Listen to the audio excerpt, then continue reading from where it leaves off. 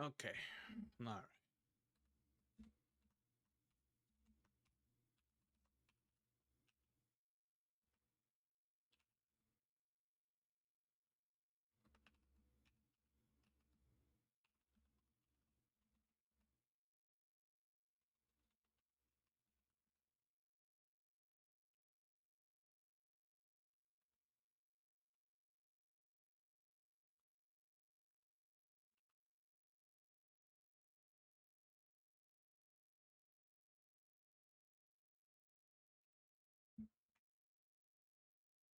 Okay. This is gonna be very interesting. I'll tell you that much.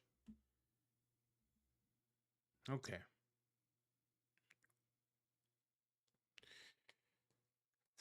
Okay.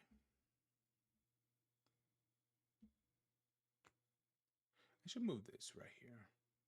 Yes, I could just go like that. Yeah, that should be way better. All right. Hopefully everything's okay. Looks like everything's okay, so that's good. Okay.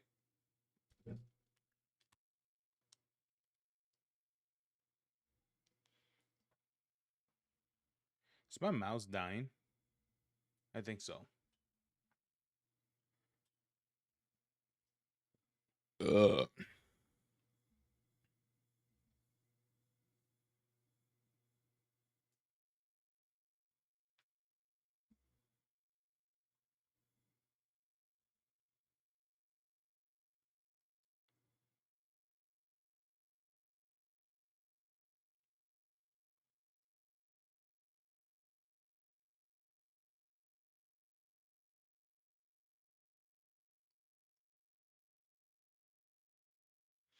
Da-na-na.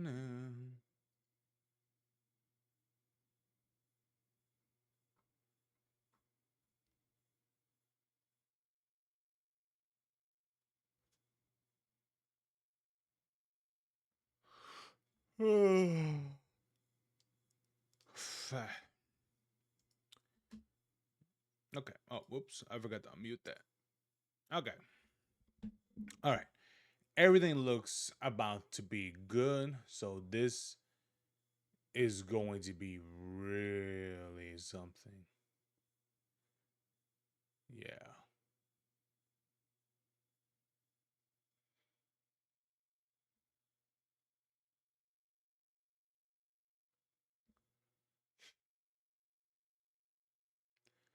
All right. Ooh, this is, dude, I'm gonna lie. This is gonna be something. Hey, Caitlin, what's up?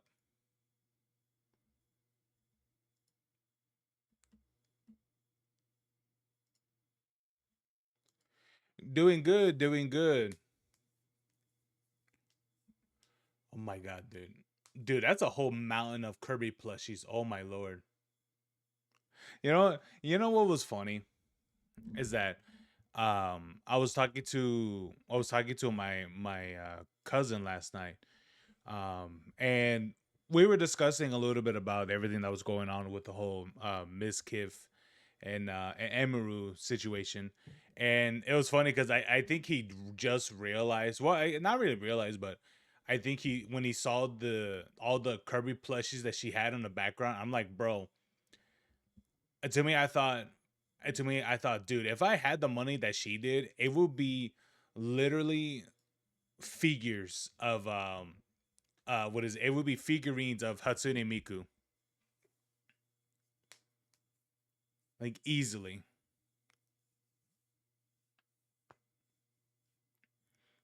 very easily of what is it of Miku figures easily. Either it'll be that or it will mainly be and it would be or it would be old Dragon Ball Z figures, specifically Dragon Ball Z, not what is it? Not Super or anything like that. It'll be specifically Dragon Ball Z figures. Yeah, good luck getting those ones. Phew. Anyway, yeah, but how you doing, Caitlin? How's your what is it? How's your morning been?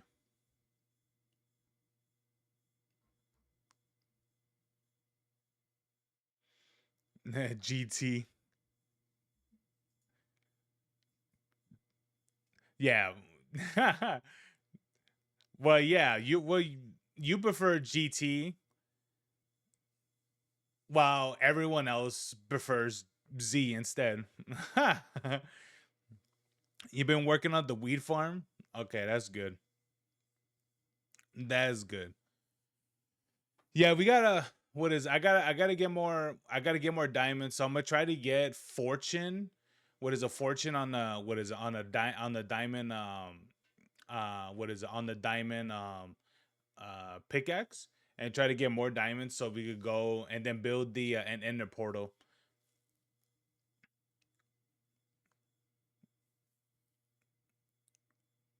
So when we get to the ender portal and try to get those one things the netherite or what it's called again? I forgot what it's called. I think that's what it. I think that's what it is. And try to get some of those armors and things.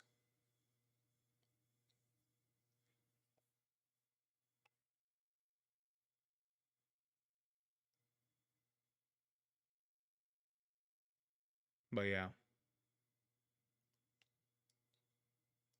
But anyway, all right, all right. It looks like I've been what is a bit chilling long enough.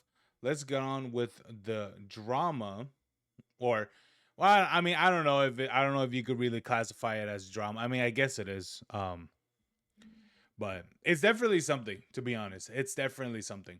But anyway, let's get on with this. I don't know how loud it's going to be. It might be pretty quiet since she speaks pretty low all the time.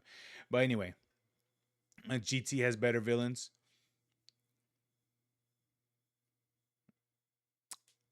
I don't know about that. No, I'm just kidding.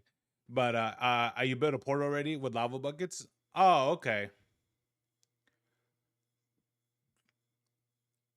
Oh, okay, that's good then. All right. All right. I just got to get what is get more diamonds and things like that. Um, and also I don't know. We still need redstone, but probably. But yeah. But anyway, let's check out this whole thing for what is it for Emiru because oh boy, it is definitely something to be honest. It's all right. Let's check this out. So, I mean, you guys can probably tell, but today's not gonna be a normal stream. Not gonna, watch videos or play games or anything today. I think I that should kind be of just fine. have a bunch of stuff that I wanted to talk about, and then I'm probably just gonna go offline after.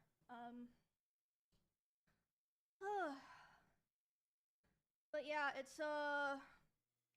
mean, I like, you guys know, I've been streaming for 10 years. Last week was kind of the first time that I ever really like spoke about a topic or like something that happened to me. And I wonder how long I've been streaming for.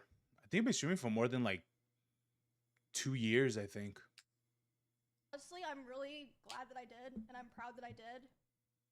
And I feel like I have to see it to its conclusion. Bro, I'll be honest with you. That refrigerator's suffocating. Look at that. What is it? It's surrounded by plushies and all that, bro. That refrigerator is suffocating. If that makes sense. Not just for myself, but for, in a way, I kind of feel like a lot of people are involved because it doesn't just affect me. So that's why, sorry about my voice. I'm very, very nervous in case you can't tell. But I knew that this stream had to be done today. So, yeah, pretty much, yeah. So I guess, might as well get started. Not, stall too much or anything. How's the volume sound? To me, it sounds okay. She sounds pretty. Obviously, she's not someone that speaks very loudly, so I just want to know if it sounds okay. I know there's a lot of people here who don't normally watch, and if you're wondering, yes, I do normally run 20-minute intros. And yes, my community at least claims that they like it. I think that they like it. It sounds I okay. like playing songs for you Maybe guys. put a But little. anyway, Maybe put a little bit. Little bit. yeah. There you go. Anyway. That sounds fun. We don't like it. Okay, well, whatever. Anyway, I'm probably gonna stop reading chat now as well. But you guys are free to say whatever you want. Obviously. Ooh, so yeah, like I said before, it's been a pretty crazy week, and a lot of things have happened Oh god. since the last time that I streamed in relation to what I talked about last week, the whole TwitchCon incident. Some other things happened that kind of pushed me to talk about a lot of things that I want to talk about today. So as you can see, I wrote out my notes, and not only that, I have even more notes. So, Bro, she took she yeah, took if it seems notes. like I'm like reading a script or something, it's because I wrote super It's detailed notes. it's I'll be honest with you, something like this, it is very much better to read from a script, which is understandable why to, to wanted to, read, kind of go off what you remember and such, but I think for it to be what's the word? I think for it to sound more what is it? I guess it sound more better or whatever. It's best to do it in the script instead of just doing it like off, off the top of your head. Even though top of your head it sounds more real, right? It sounds more legitimate. But that's kind of the reason why when a lot of people do videos and such, like they do off a script instead of doing it on top of their head. Um, there's a reason. Because I wanted to make sure I didn't miss Anyway, anything. So this is gonna be a long one, bro. yeah, so yeah, so yeah, so yeah.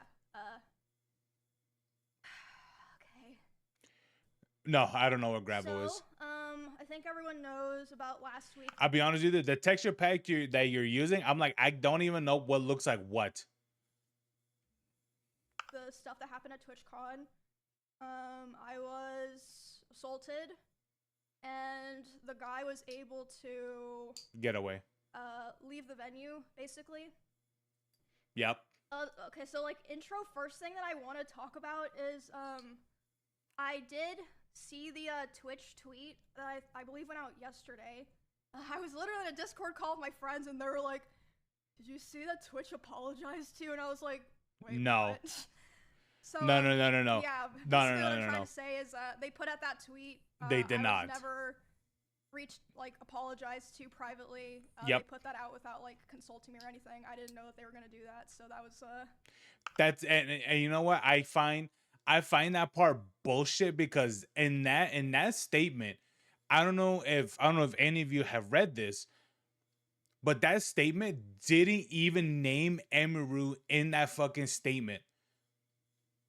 They didn't even say they didn't even mention her at all in that fucking public statement that they did about what happened. They didn't even bother to name her, and it's speculated the reason why that they didn't is because of liability reasons. Which even with that that's out the fucking door because, well, there's footage of it happening and such. So, and on top of that, you would think this place would have like cameras and shit. It doesn't, man. But it really does. Well, so far we know it really doesn't. But my God, dude, just knowing the fact that this can happen, and yet there's like zero point of views or anything like that from like angles of cameras and shit. Jesus Christ. yeah. I mean, I'm glad that they're trying to like take some level of accountability, but there's a lot of Not things even. that they didn't mention in the tweet that I feel like should have been mentioned. Not even. But They didn't anyway, try. more stuff's been happening behind the scenes. Um, so I want to say that Lawsuit, baby. last Let's week, go. everything I said on my stream was accurate, obviously, except for one thing. I was wrong about one thing.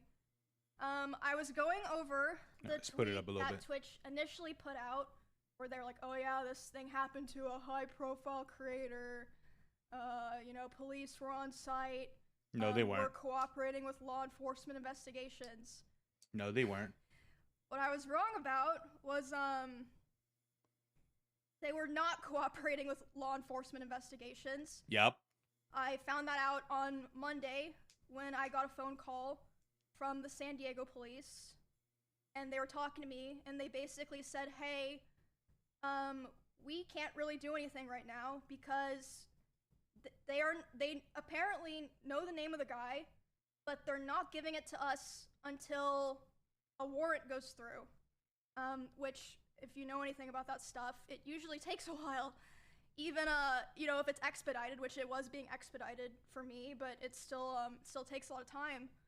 And they're like, yeah, they're refusing to give us the name, which as far as I'm aware is like a very common company thing where they'll be, they don't want to give out names of potential people involved in crimes because then like that person could maybe like sue them for giving their name to police. I don't know, something like that. That's what my lawyer said. But basically, they were Twitch was trying to make sure that the guy that assaulted me didn't sue them, which meant that the police were not able to work. I can understand that sort of thing if it was because they got like the wrong person. I can get that. But I'm gonna tell you this much. That nigga's stature is so fucking unique. And especially the clothing he was wearing, the height of this dude. This is a tall motherfucker, by the way. Everyone else there was like 5'8". This nigga was like 6'4". Like, I'm gonna tell you this much. What is it? It's like going to a convention where Dr. Disrespect is there. It's like, nigga, that dude is like 6'7". You don't think people will recognize that it will be, it will be like, well, in this case it isn't, but like, you don't think people will recognize, oh, that was the doc that, that did this thing, and that was able to like leave the venue and stuff scot free. It's like, bro, this dude was like 6'4". He was a tall ass person with the fucking plaid shirt. Who goes to a convention with a plaid shirt? You know, it was, and with the very, and also with the same, what is it? With also the same, what do they call those things? Face mask as well. It's like, bro, everyone knows who that was. And, everyone knew that it was that person that did it. Even the way how that dude walked away was the same too. It was just, I saw so many clips of this. On the case right away. So yeah, I got a call about that on, I believe it was Monday, from the San Diego police. They were like, yeah, we're working on the warrant, but like right now, that's like all we can really do. But like we're trying our best. Just like want to let you know, we're gonna keep in the loop and everything. I was like, okay. I was very frustrated because I was like, damn, like I didn't know that on Saturday. I would have said that if I knew. And then Yeah. I believe it was the next day. There was someone who, I don't know if they were a viewer or if they were just someone who like knew of the situation from social media. They contacted my manager, and they basically told her that at their place of work, someone came into their work who matched the description of the guy, and this person was saying like, oh, I'm traveling to Texas, and I caused like quite a stir at a TwitchCon. And this person like, reached out to my manager, reached out to police, San Diego police interviewed them. But basically what I'm trying to say is, because all this stuff was delayed, this guy was able to get really far away from San Diego, allegedly. And this whole time my manager was like, basically like begging Twitch, like, dude, like, please give us his name. Like, we don't know who this person is. Like, for all we know, he like lives around where Emmy and her roommates live. Like, Yep. I can't like help her if like I don't know who this person is, and they were refusing to do it. But after that tip from the person who said that the guy came into their workplace and was talking to him, my manager demanded the info from Twitch. So they did end up giving it to police. Damn. But not my manager, as far as I know. She still doesn't. Yeah, so the investigation's still going on, but it's like been a huge mess because of all of the. Bro, dude, you know what's crazy is that Twitch is this dodgy, and all that shit, from someone who is literally one of their top 10. Is it top 10? I believe so, or top 5 biggest content creators on this space, bro. Can you imagine what is it? What is it? Can you imagine? Can you imagine, right? Can you imagine if this happening to someone that isn't even on, what is it? That's not even in that's not even in the same limelight, not even the same space of it.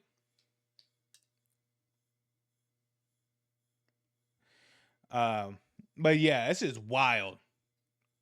How's the response bad? It seems pretty good. Oh no, when I mean bad, I mean like it's delicious, pretty much. Not like literally bad. What I'm saying, like it's fucking like wow. It's like this is bad. Not what is it? You know what I mean? It's like it's more bad for the platform and for the person. Here's the thing. This is only the Twitch part. The what is it? This is just the first half. What is it? Not well. This is just like the first of it. But bro, the one with the other, so much worse. Plays and like refusal to work with the police. And yeah, it's ongoing. I can't like say too much about it. Like all this that I'm saying, obviously I like ran by my lawyer and stuff. And I do want you guys to know that Melissa has been making sure that, you know, me and my roommates, who are obviously other pretty well-known girl streamers, that we have been safe here, paying for like security stuff, making sure we're protected. Again, my manager's been taking care of that all on her own. Twitch did not offer anything like that. And yeah, that's where it is right now, pretty much. I can't say like too much about what, you know, me and my lawyer are doing, but my hope is really that there's some kind of like public resolutions that people who like have seen this and like know about everything that's happened can feel better about it. Bro, like I said, I don't feel dude, like it's just Emiru is gonna have such a delicious lawsuit against Twitch. It's gonna be so fucking good. about me. Like it could have been anyone that it happened I to. hope it's like streamed. That'd be a awesome. small streamer who's not as lucky to have the resources or like Yup. you know the Yup. reach that I have. So it's very scary and yeah, just very very frustrating. And yeah, I don't know where that's gonna go. I'm sure that, you know, they're probably, I would speculate, not very happy with me for talking about all this, but I feel like it's not fair to keep it hidden from all the people who literally had to witness it because of Twitter and Reddit and all these things. I mean, I'm not complaining about that, obviously. You guys know I was super grateful that the guy posted it, got, you know, spread around so that I didn't have to Yeah, for real. figure out how to talk about it myself. But yeah, I'm just it's a lot. It's been really heavy this week, but obviously I've been getting a lot of support from my friends and other streamers, and obviously my manager, the people that I work with, my employees and such. But yeah, I don't want to just let this be a thing that I think that they're hoping it just blows over and gets like swept under the rug. I'm not gonna, you know, go live every stream and complain about it, like, oh, you know, I got done dirty. I'm not gonna do that, but I'm gonna try to the best of my ability, keep you guys updated. It'd be until understandable there's, like, why. some kind of resolution, you know. So yeah, pretty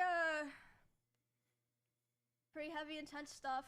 Bro, all this is crazy, Yeah, bro. it's been. Sorry, I'm just looping myself now. But yeah, I would hate if like this kind of just went away and people were like, oh, what happened? You know, I don't know. You know, am I gonna go to TwitchCon next year and, you know, like if something happens to me, it's gonna, you know, they're gonna try to hide it, basically.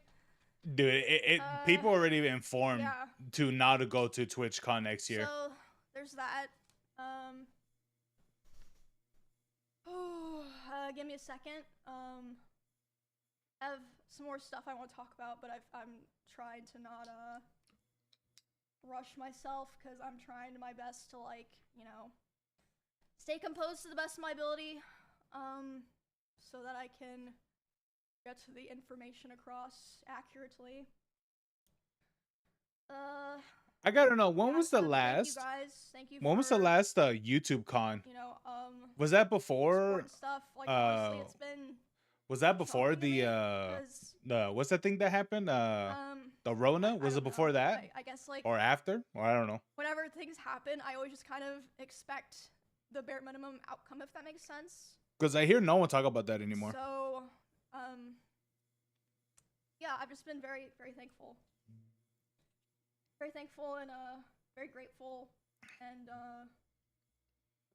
I hope that, you know, whatever comes out of this makes other people feel better. But regardless, like I said, I'm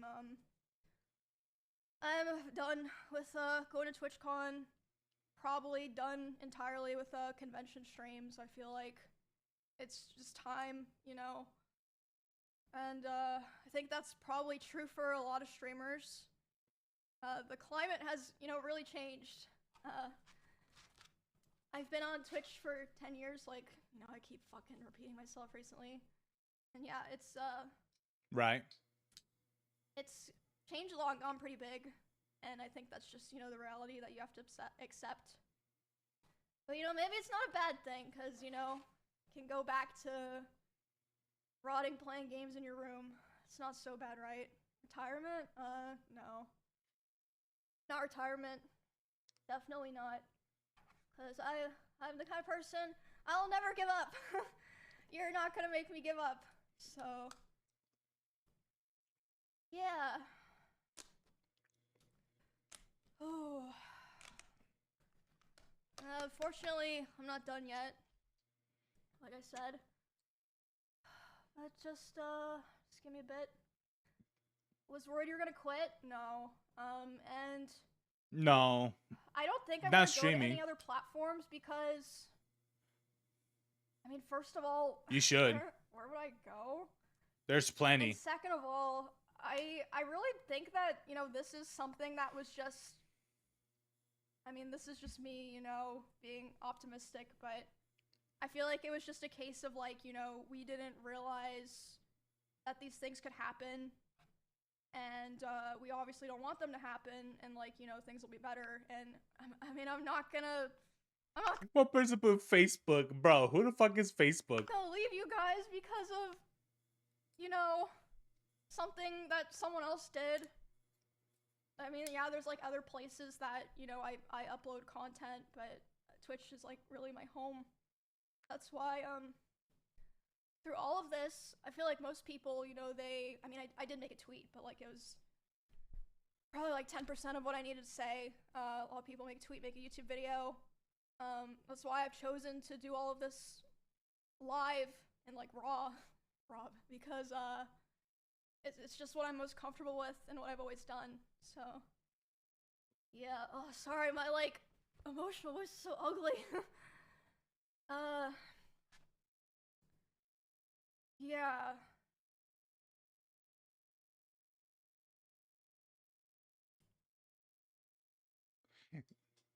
I think it would be I don't best know. for her to It's go to just different crazy. platforms. I just never Not to thought like fully leave things like Twitch, this would happen, or but I think she should like I'd ever be multi-stream for doing sure. a stream like this. It just feels But I very don't know if she strange. does It's like just I don't very, think she does like YouTube streams or out of my element. kick streams or I've never fucking whatever the really, other ones like, are. for the most part, commented on drama or, like, self-inserted in situations, but I guess in this situation I'm kind of, like, stuck in the middle of it against my will. So it's like, if I don't do it, who else is gonna do it?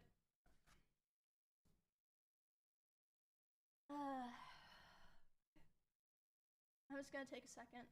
Sorry, I've said that like 4 times, but this is it's a lot. I hate drama streams. Me too, man. Bro, like, I could have come home.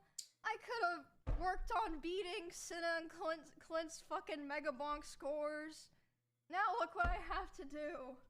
So fucking annoying. I had to cancel my plans. Which reminds me, I True, but it's for the better. I don't think there's gonna be a Halloween stream this year. I don't think that's realistic with Nah, man, you're getting too old. kind of the vibes of That's what's things right happening. now. That's just how it is when you get older. You should You know stop what I doing mean? Halloween shit. Anyone gonna be mad at me if I do like like a Halloween in November thing? Or I'm Unless still what is gonna do unless she it. had kids, then it'd be understandable. But Yeah, I mean things happen outside of your control. you know, in your 30s, still doing Halloween shit, So- nah, dude, you're getting too old. Yeah.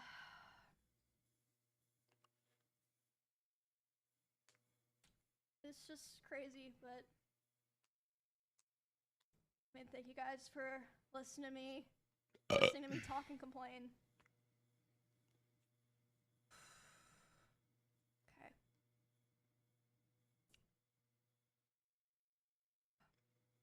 Yeah, I feel like I dated a girl Yeah, like this I before. appreciate it. So, the next thing, at the end of my last stream, I said that when I got home, I would be talking about some other things that I really did not want to talk about. But I feel like those things, developing independently of their own from the TwitchCon incident, have gone to a point where I kind of feel like I have no choice. Right. So,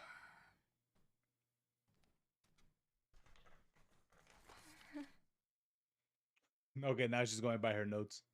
I've already seen a lot of people speculating about what I'm going to be talking about, and some people have been right, but even for the people who were right, they were only like 5 to 10% right. I don't think I've seen a single person online who knew or understood the severity of what I want to talk about today. And I want everyone to be aware that I've been handling the situation very seriously, and I've spent a lot of time thinking this over. And not only that, I've been in contact with a lawyer. I had them review everything that I'm planning to say today, because I wanted to make sure that if I was going to do this, I was going to do it right. Dude, I won't lie. It's going to be scandalous when you hear, yeah, I have to give my script to a lawyer to be like, would this fall into sort of legality issues in the future? And for what it looks like, it was approved. And I feel like it's gonna change things forever. And so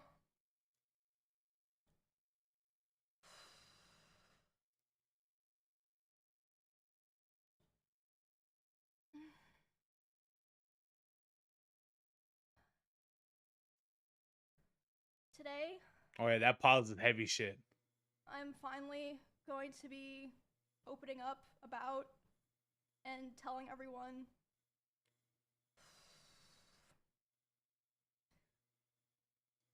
sorry, I swear I'm not trying to like make this dramatic or something.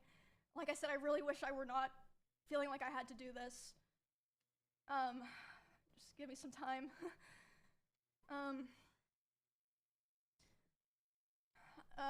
I'm gonna be doing a lot of I guess you could say like fourth wall breaking in a way, and Right. talking about things that I thought would always be personal, and just, I would just carry them myself. Today, I'm finally going to be opening up about the psychological and domestic abuse, stalking and harassment, sexual assault, and threats of blackmail that Ms. Sexual assault? Me, and some of these issues which are still ongoing. For the entirety of this year, I have attempted to separate myself from him and not talk about him at all, and not talk about this issue. Oh, here we go. Here's the delicious part. I always tried my best to keep this to myself. But like I said, I feel like it's gone to the point, which I'll explain later, that I feel like it just has to be done. And I have always believed in not condemning people or starting drama online. Yeah. So I'm sure a lot of people are going to be asking, Yeah, but why am I starting doing drama's this and fun. why now? And I would like to explain that before I get started so that people understand what prompted me to do this today and that it's not just on a whim or something like that. Mm-hmm. Okay, so like I said, I took a lot of notes, so forgive me if I just end up reading off my notes. The first and probably most severe reason is that one of the rules that I set for myself a long time ago about withholding this information was that if I ever felt like somebody else was in danger or being hurt, I would then make myself speak about it. And 2 weeks ago, actually, when I 3 Wait, weeks ago now, really?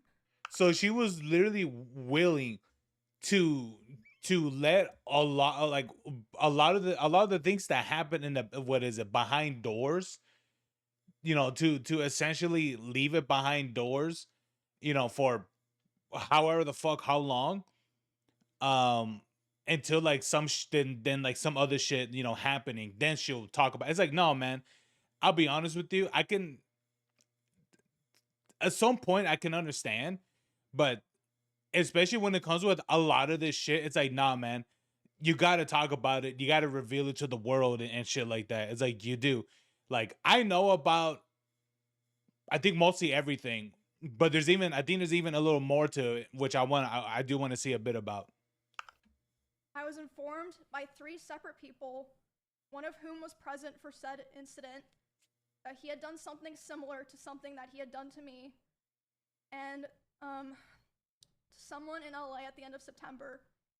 And this person is not a streamer or content creator, but obviously that does not matter. And because of this, I cannot in good conscience sit here knowing that I know critical information about someone that almost no one else does and not Oh say yeah, she's talking about anything. Miskiff. I think that most issues and dramas should stay private and off the internet. And I still hold that belief to this day. And I'll be honest with you, that's kind of difficult to do that when these people stream their lives every day. I'm just saying. will hold that belief. Hey man, you stream every moment. What is it? You stream every moment of your life. What is it? Every day. Hey man, stream that drama every moment too. Everything else, you're just, what is it, you're okay about? But apparently drama is off the board. Going forward. However, there are certain Crazy. things that cross the line, and I say that the line has been crossed too many times to be count. There's a point where I believe that people deserve to know. I think that at a certain point, if you know a lot of things about someone and you don't say anything to look out for others, it's wrong. It's wrong to keep it to yourself. I don't want what happened to me or what has happened to other people because of him to happen to other people. And I don't believe he will ever stop behaving the way he does. But regardless, yeah, like I said, one of the main reasons I decided to do this stream is to come out about all of this because I can't hold on to it any longer because it feels wrong to do so. And an honorable mention reason for why I'm doing this is that for a while, he has been indirectly threatening me through my friends and people that I work with. They've informed me that he said that if I ever talked about anything he did, he would try to create a smear campaign against me in retaliation. I was told that he even approached other streamers who were close with us back when we lived together, asking them if they would join with him, and they all refused. At TwitchCon, he approached one of my employees, threatening them and saying if I ever talked about him, he would destroy me. Multiple people have told me that his plan was to claim that I kill animals and that I killed my own rabbits, since I had several of my rabbits pass away over the course of 3 years while I lived with him. God damn. He's probably listening now, and it's probably going to come as quite a shock to him that this information made its way back to me and that I've known for months. But if you try to threaten me to stay quiet, especially using my poor dead animals, I'm not going to stay quiet. Okay. So now that I've explained all the reasons why this took so long and why I made the decision to do this stream, I have a few more things I would like to get out of the way before I start talking about all of this. The way that I'm gonna do this today is I'm gonna run through everything from the beginning to the end to try to get across the story as accurately and fully as I can. And, hold on. Hold on. Her background.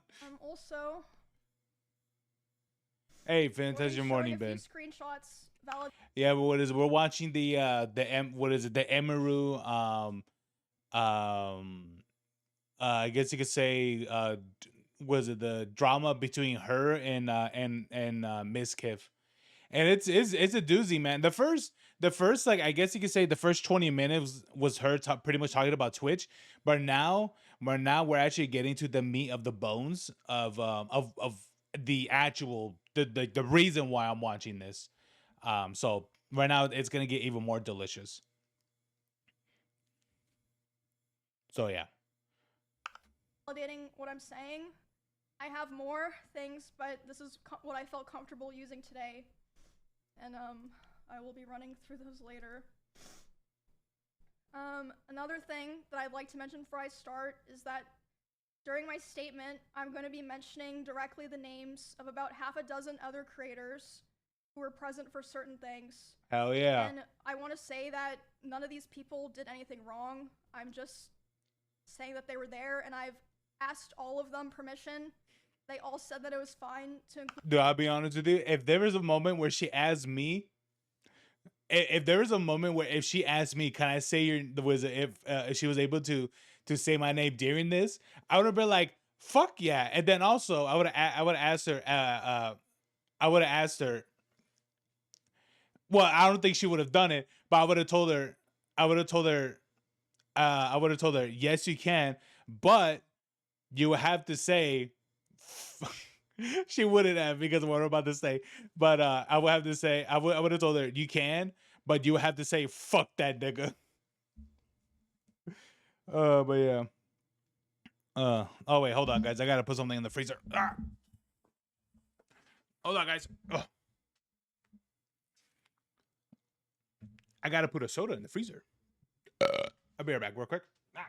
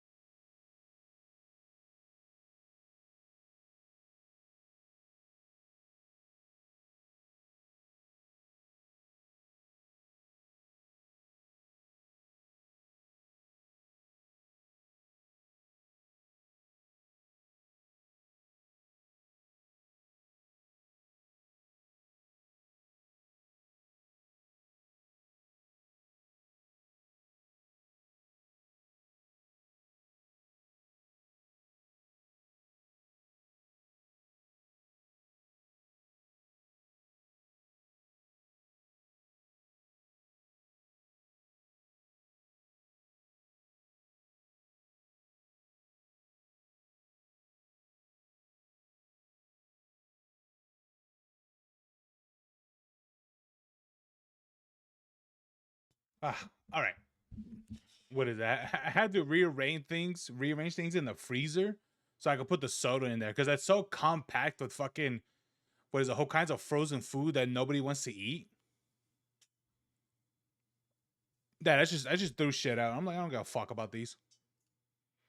Anyway, let's continue this. Include their names, but I know this won't stop everyone, but Hey, I Caitlin. ask people for the streamers that I mentioned, please don't go bothering them or asking them for more information. If there's something else that they want to say, they'll say it themselves, so there's no point to go pester them and bother them about it. There are also streamers who gave me permission to share things that they relayed to me privately, but asked me to redact their names, which I, of course, did. And the last thing that I want to make clear is that not every person that I interact with or that I'm friends with knew the extent of all of these things. And in fact, most of them didn't. And some of them didn't even know anything at all. I tried to keep things private with my close friends, but if anyone during the past year ever approached me asking questions, I didn't lie and I told them the truth. But yeah, I don't want there to be some kind of witch hunt like, oh, you know, you knew and this, no. A lot of people, you know, didn't know everything or didn't know anything. Okay. I think that's just the intro. all that I have to get out of the way to start. That's the intro right there, baby.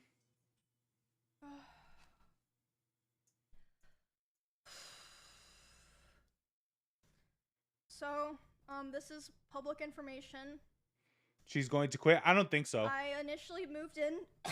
Sorry. I'm still sick, like I said.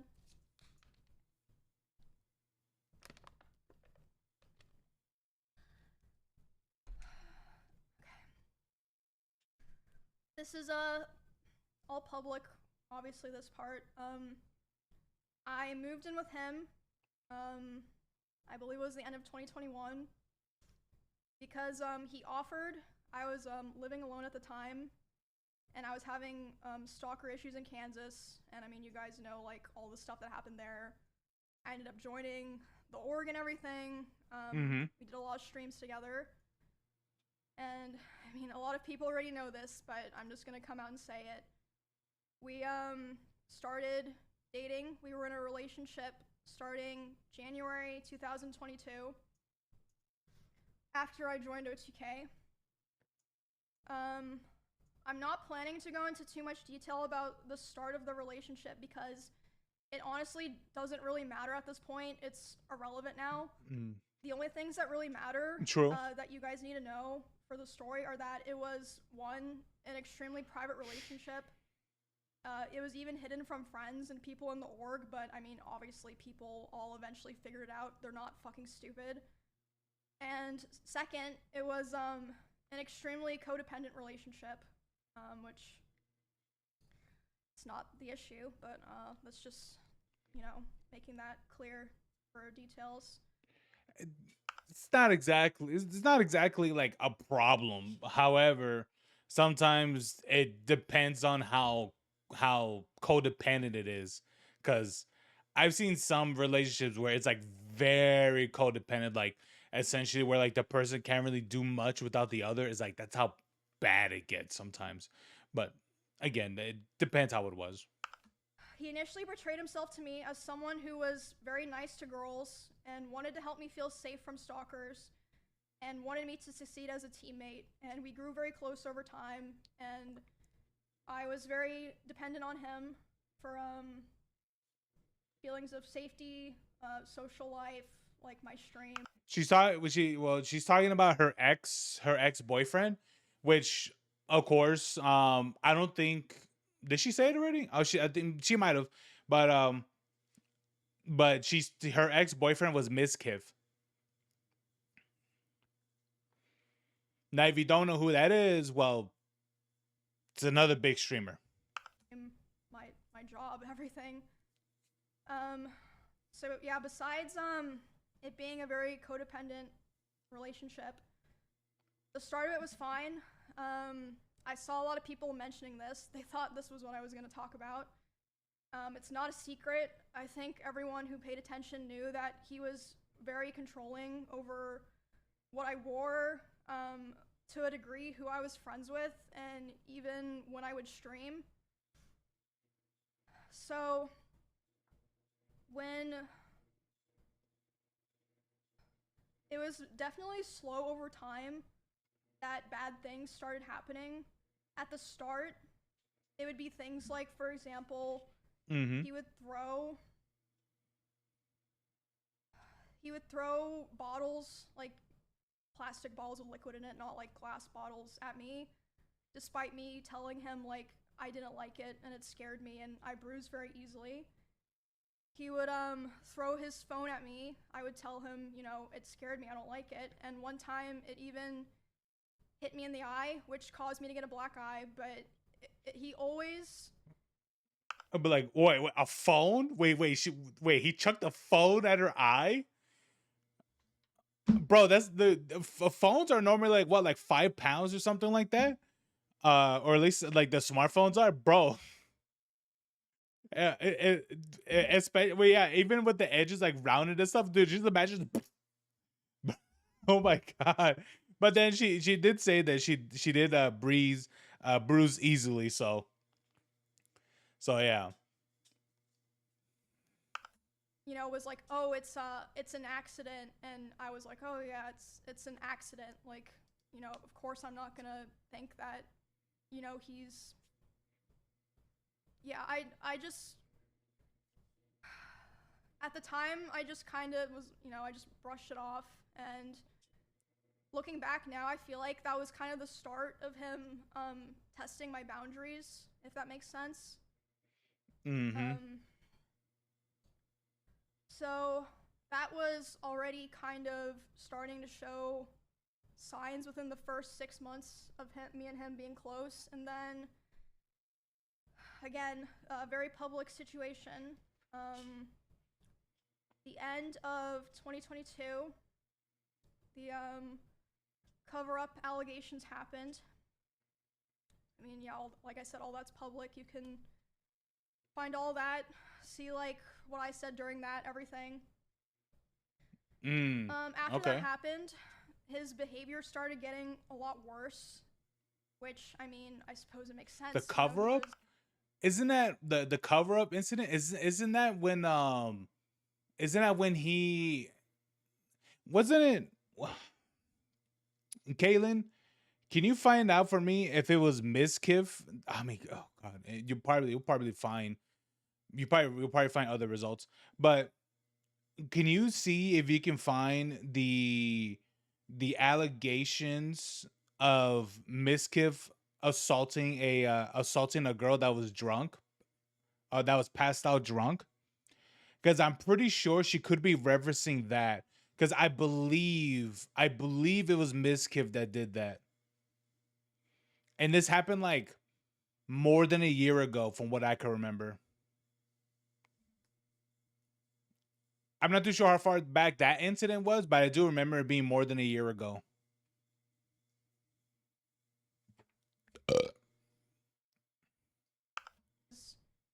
Very stressed. A lot of stuff was happening, but the bad behavior was ramping up, and I really, I feel like it's so apparent if you go back and watch anything from that time. I tried so hard to help him and be there for him because I really believed in him, and I wanted him to, get better and get back on his feet and be the person that, I always believed that he was.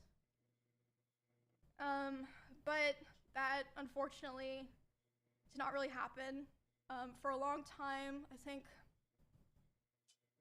about a year and a half from when that all happened, it was kind of like slow things getting worse. But I mean, honestly, I'm not even gonna bother going into the details of all of that because there's just too much to cover, and it's honestly kind of not really relevant to the rest of what I'm saying because the rest of what I want to say is a lot worse.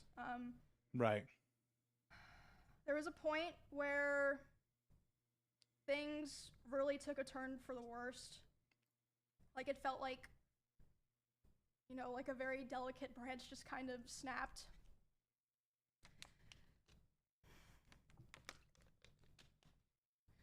So, and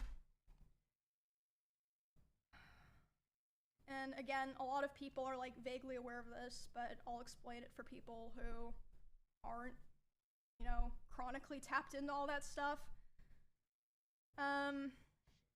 So for a long time after the like I know I'm not. cover up allegations happened and he was like starting to kind of struggle on his stream, he never wanted to stream at the same time as me.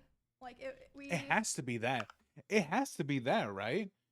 Because I do remember hearing about Mizkif, what is it? Was assaulting a girl that was passed out drunk. I believe it's that incident. I think, but I don't remember. Really avoided it. And to me at the time it made sense because, you know, I was like, well, of course, like, you know, we share a lot of community members. If we're live at separate times, we're both gonna perform better. You know, it makes sense. But yeah, we were never really live doing the same thing at the same time for a long time, with the exception of like things like events or sponsors or like, you know, just special things. For a very long time, and a lot of you guys probably noticed that I would only usually stream on Tuesdays, Thursdays, and Saturdays. That was because of him. And now I stream whenever I want, but the first time that we ever streamed at the same time was for the 2024 Rust Kingdoms event on Twitch. We were sharing drops. So oh, this is great. I actually have a clip for this. In a very long time that we were both going to be live at the same time doing the same thing, basically. I know you're probably like, what the fuck does that have to do with anything? But I wish I had more. So I'm live, he's live, we're both streaming, and like I said, you can go find all of this. This is public. There are clips of this. Yep. We're both streaming the Rust event, and I thought it was going really well. I thought everyone was having fun. I was like, oh, this is great. Everyone's, you know, doing the same thing at the same time. We're all hanging out. You know, we're gonna have fun. Like, I was really, really excited. And then. Oh wait, Kaylin messaged me. I think.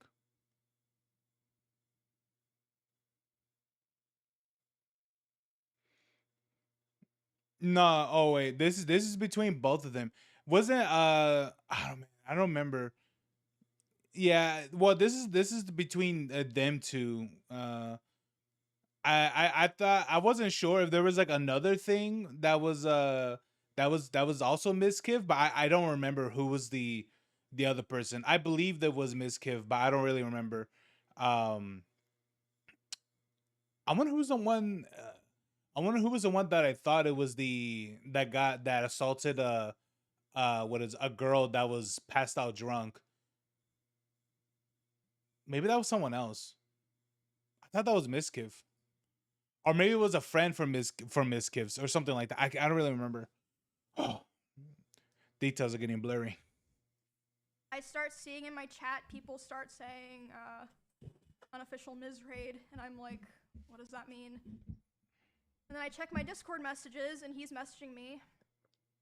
He's saying like, Emmy, you know, I'm gonna kill myself. I waited, or I'm gonna KMS. I waited so long for this, etc.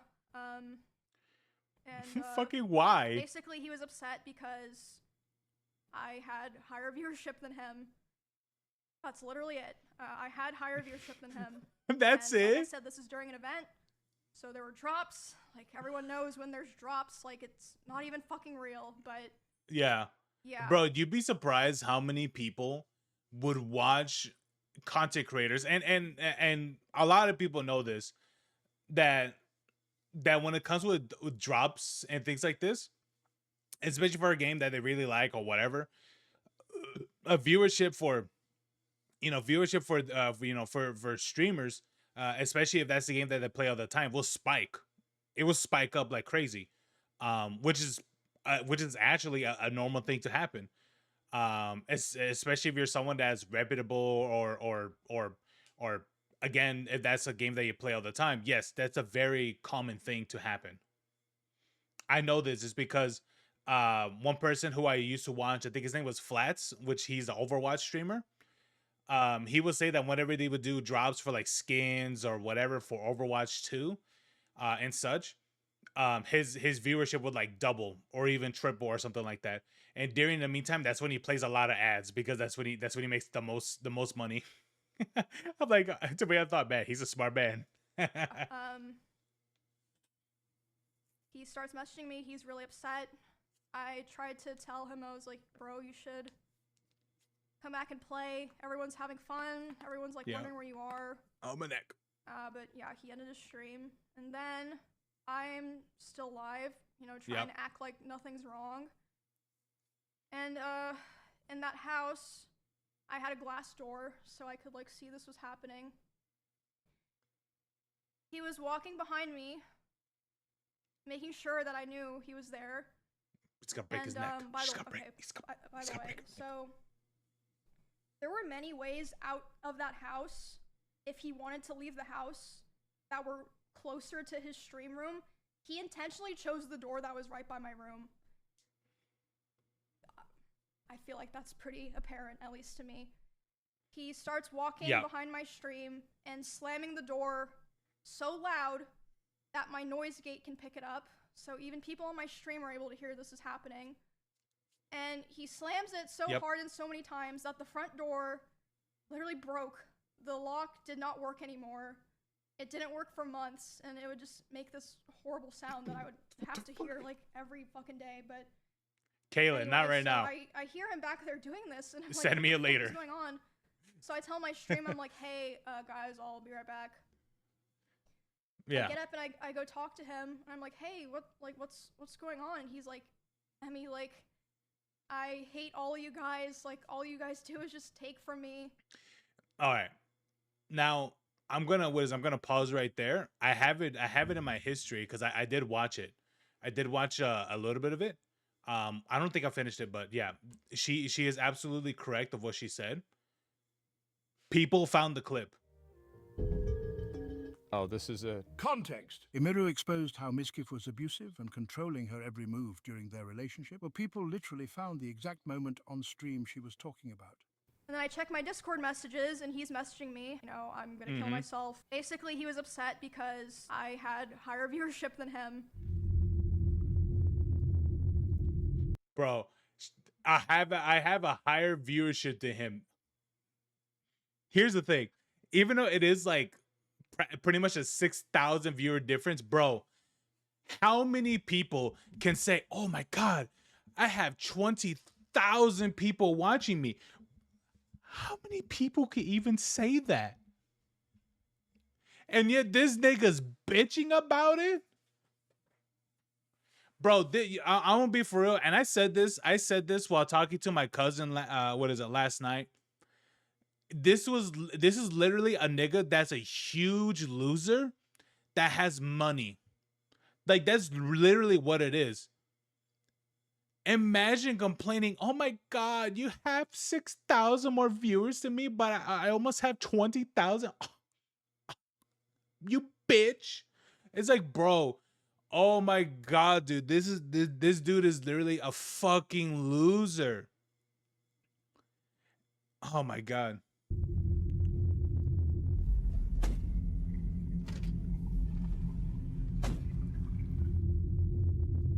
Alright, chat. I'll see you guys later. Probably tonight, if not tomorrow. What does unofficial Mizraid mean? Basically, Mizkif ended his stream because he had lower viewership, and his chatters joined Emiru's stream, while he was messaging her that he wanted to zap himself. messaging her while she's live. All acting like we haven't murdered, like we haven't pillaged. You hear it? You see her trying to keep it together. He's slamming the door. Go to the restroom real quick. I'm stuck in here. Okay. So just scared. Yeah. I actually downloaded. Yeah, she's actually scared. Like, holy shit. her VOD and confirmed how she left for 20 minutes, then came back completely overwhelmed because that schizo was spamming her, saying he wanted to kill himself while punching her door, all because she had higher viewership. Oh my god, what a fucking... But alright, yeah, I'm gonna log out for now, but I'll probably come back later. This is when she stopped. And if not, tomorrow my normal time. Which she didn't do. Yeah, I actually kept going back and forth slamming the door because you didn't get big enough for... Yeah. Man. Like, we haven't pillaged. Shoot. I'm ashamed of the situation. Nah, nigga. Nah, I don't be for real, man. Bro, this guy's response is glorious. I'm not gonna play this part. I'm gonna wait till later. Right? His response is over. It's over for this dude. But anyway, I'm not gonna play his response. I'm just gonna tease you guys just a little bit, you know. Gotta tease you guys a little bit, but there it is. There, like, I know for some people, like, maybe they heard this, they're like, bro, like, what is she talking about, bro? For your noise gate, here's the thing. I don't really have a good noise gate. Like, I'm pretty sure you can hear this. Like, that's just me knocking on my desk. Imagine hearing a door slam, probably from like a different room, and that's being picked up from the mic. Like, what is it? Like, that's insane, bro. That's crazy. That means that this person that means that Mizkif is straight up slamming his door. So like, and I mean with what is it? With a lot of force. Just even be picked up on a fucking noise gate. What is on the mic that's noise gate. That she's probably using, like, I don't know, probably like a Go XLR or something like that. Or I think it's just called an XLR. It's insane, dude. That's crazy. And like, I'm just done. Like, I'm just done. And I was like, is this like really happening because of rush drops? And he was like, I don't know what else to do. He was like going off on me, like basically saying that he hated me. And I was like, well, I don't know what to do now. And he was like, go finish your stream so that people don't know anything's wrong. And I stop in the bathroom outside my stream room, and I'm like, you know, checking my makeup, trying to make sure people can't tell that I was like crying. Yep. And I'm only in there for like 30 seconds, and he comes and like looms in the doorway. He's like, what are you doing? And I'm like, oh, I'm just checking my makeup. So I go back and I stream for a couple hours, finish the stream, do my best to just, like, you know, carry on the show basically. And yeah, after that, like I said, was when things started to get really fucking bad. It was like something just snapped. For the rest of the week, he streamed the Rust event. He got all the drop viewers. I'm sure he was very happy. I mean, good for him. Bro. And during that time, I obviously was like thinking and processing a lot of what happened. Oh, I was like, I kept looking at her chat. I'm like, where's the text? They have it on emo mode only. But I mean, it was a lot because this person was at the time like kind of it was like my partner and my best friend, and like the only person that like I really talked to ever, or like at least off stream. So, I mean, it was a lot. But the very next stream, I went live about a week after that, and I announced that I was planning to move, because I knew that I would have to move. So I was like, okay, I have to go live and say this so that, you know, kind of force myself to commit to it, right? Does that make sense?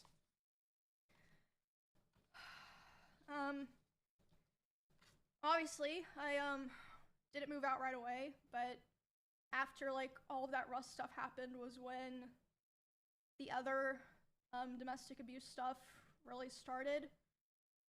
He would destroy furniture in front of me. He would throw things in front of me and near me. Destroy walls. Again, you can go see this in some of his VODs in his bedroom. Yeah. Holes in the wall. There would be times where he was upset at me, and I would go to my stream room and literally lock myself in to get away from him, and he would be banging on the door and screaming at me. And time, he also would more often do things like going, like if we were driving in the car together, he would be going like 150 miles an hour. And like one time he even said like, well, now we're both gonna die. Like What the threatening to kill both of fuck? us. And this wasn't like even necessarily because of me or like because of something I did a lot of the time. Like one of the times that it happened, it was because we were just getting food and he was on his phone and he saw that Mr. Beast had put out a video. Mr. Oh Beast had my invited god. another streamer and he was like, oh, Mr. Beast invited this guy to his video, not me. And I was like, oh, well, no, Yeah. Okay. I guess so. Which led to him going 150 miles per hour in the car and talking about killing himself while doing it. So you're wait. So you're telling me that this dude crashed out because he wasn't invited by into a Mr. Beast video instead of someone else? It was probably someone else in their friend group. It has to be. It has to be. It has to be someone else in their friend group. It could have been like, I mean, I don't know who exactly. It could have been like E-Rob or fucking there's, I think there's some dude with the long hair or whoever else. I mean, I have no idea. I don't know who. Don't really know who their friend group are, or what their names are. But bro, imagine this. You crash out and you go 150, potentially killing. What is it? Potentially killing both of you and probably others because of a Mr. Beast video. I'm gonna emphasize that again. I'm gonna say it again.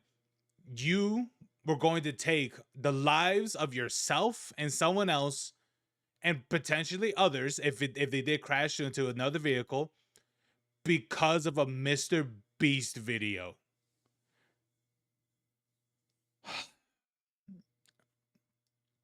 Again, this is this is someone who is a loser with money. This I personally believe this dude never really grew the fuck up in certain aspects.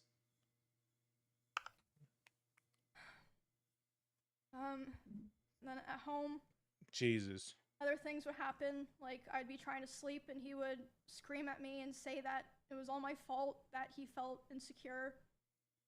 There was a time that I walked into a room that he was in, and as soon as he saw me there, he threw his phone at the dresser and started yelling because I had posted a YouTube video within the same couple of days as him, and mine was doing better. What? So basically, I felt like I was kind of stuck in a loop where I felt like I had to constantly perform. A couple of days. So, and bro, that happens all the time, bro. Like I post videos that would get like, what is it? That would get like shit views at the moment and then like do better later. And I've seen others where it will do all right, like it will do better now, but it will severely drop off later. It's like it happens all the time. And that's just how it is for for YouTube or even just your viewership. And I see this all the time happen to other people too. I've seen people put videos of like games or maybe for like what other games or whatever, and because of the, maybe it's a different game or whatever, will either have a spike of views or drop of views and whatever. It's just that's just how it is. And like prove my value to not be thrown away, but at the same time, if I ever performed too well, I was gonna be punished for it. And it just What a felt like fucking a very psycho. rough situation to be stuck in because, I mean, streaming is my hobby and my job. Like, it's a huge part of my life, even before, I met him and became like a larger creator. And I remember thinking all the time how it felt like he hated me, but he still wanted me around for his channel and like his thumbnails and everything. And this is still before I moved out. There was a time where it was the tension in the house was so unbearable that I would sneak out and I would sneak into Esfan's house using my code. And Oh, right, that's the other guy, Esfan didn't know Esfan. why I was doing this. He saw me a couple times. I'd be like, oh, I'm just gonna go take a nap in your guest room. He'd be like, yeah, that's fine. I would sneak into Esfan's house just to have some time of like peace and quiet. But eventually, he figured out where I was going, and he would go over to Esfan's house to keep telling me off. And there was a time that he did it, Right, and because that's a normal thing people do. laying in the guest room bed, and one of the roommates in that house had come to see like why I was crying, and they were standing in the corner, and he came in, and he was very physically aggressive. He was like, Emmy, like, what are you doing? Like, angry. And then as soon as he turned and saw this other person standing there, he instantly like deflated and changed his tone. He was like, oh, Emmy, I was wondering where you were. Like, are you coming home? And that roommate like later asked me about it. They were like, what the fuck was that? Like, are you okay? And I was just like, oh, it's nothing, because I felt like Nah, bro. Even I would have noticed that shit instantly. I remember like, nah, nigga, something's going on. And honestly, like you gotta say, like you gotta say what's going on, because when shit happens, when shit really happens, you have at least set a foundation of I guess you could say of reputable trust, I guess is the way to say it, with your friends that would believe you even more. I'm pretty sure a lot of her friends believe her anyway, but I think this will get people to believe you more about some of these things happen, especially when the whole grand reveal of all this stuff later down the line, you know. Yeah, even I would have picked that shit up. a lot of the reason that I didn't tell the people around me was because I felt like no one would understand, or even if they understood, it would just be a burden to them, because all of our streams and social circles and communities are so intertwined. I was like, maybe it's just better for me to deal with this and like hope things get better, basically. I honestly don't even remember what the final straw was that I finally was like, okay, it's time to go. Like, I prepared the house that I lived in before this one, like, pretty much immediately after the, like, breaking the front door thing happened, but I was still, like, scared and unsure. So I don't remember what the final straw was, but I remember the day I took Cheddar to the house. Because he just randomly started, like, screaming at Cheddar. He was like, get that fucking cat out of my house. So I just grabbed Cheddar and put him in my car, and grabbed his litter box and took him there, and I just left him there and never took him back to that house. And then I think, like, hey, you know what? I'll be for real. Even though even you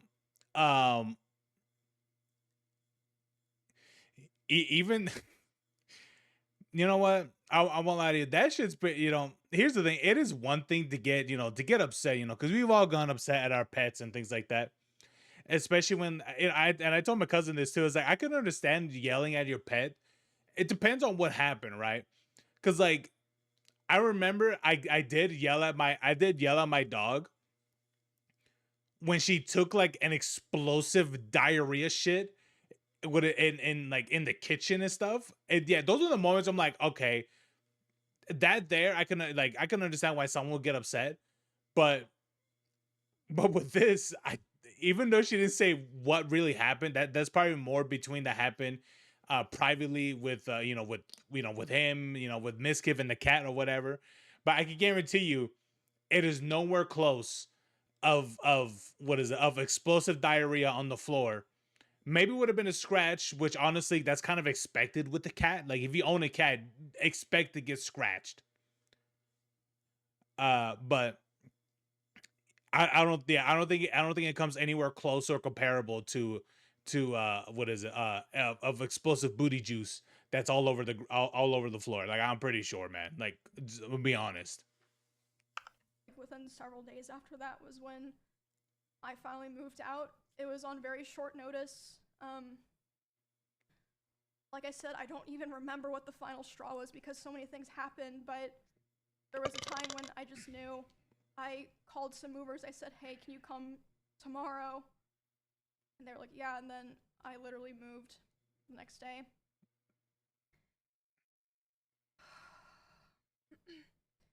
Moving out into the last house that I lived in was a huge step mentally because, like I said, a big part of why I moved into the first house in Texas in the first place was because I felt like it was the safest option for me because, you know, I am a girl where it's like kind of scary for me to be living alone.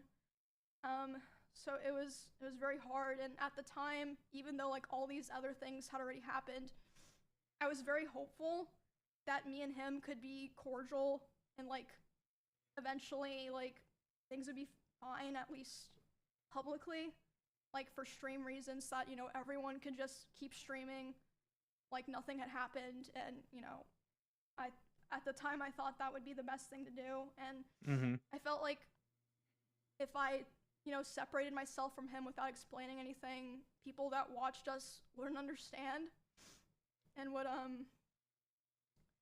attack me. I was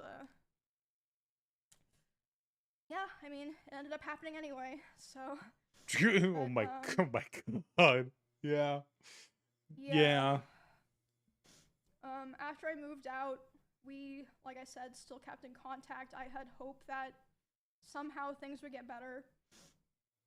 He would always beg for me to come back, and he would promise therapy and change and like even talk to other people and like kind of present like, oh, I want to change, I want to be better for Emmy or whatever, you know. There was a short period in October where we had broken up because, I mean, honestly, it doesn't matter now. And when that happened, I honestly felt relieved because I was like, never okay, mind. finally, it's like on his terms, so that means he'll be satisfied and he'll be able to say it was his choice, and he'll leave me alone. Yep. Anything for him to get the gratification. Oh my god.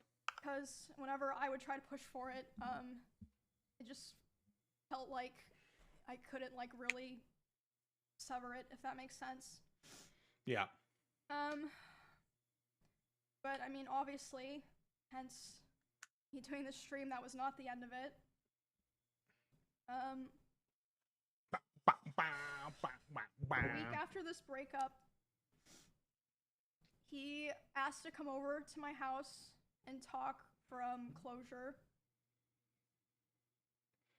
He came to my house privately, and I was crying like crazy because the emotions were just very high because I was dealing with a lot of major shifts in my life as a result of me attempting to start to try to distance myself from him.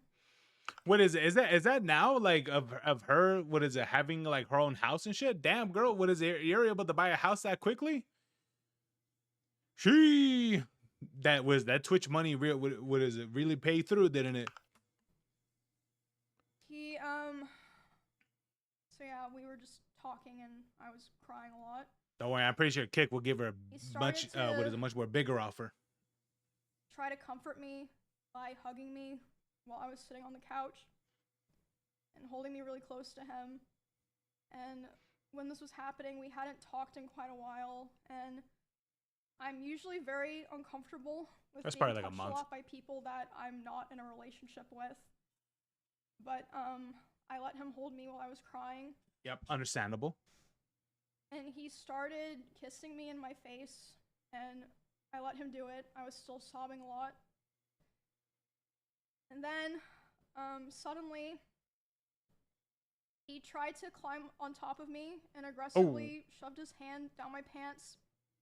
And I wow. screamed. Yeah. And when I screamed, he jumped off me like a cat, like. And instead of apologizing or checking if I was okay, he said, "I feel weird now. I feel like I did something wrong. I have to go." And he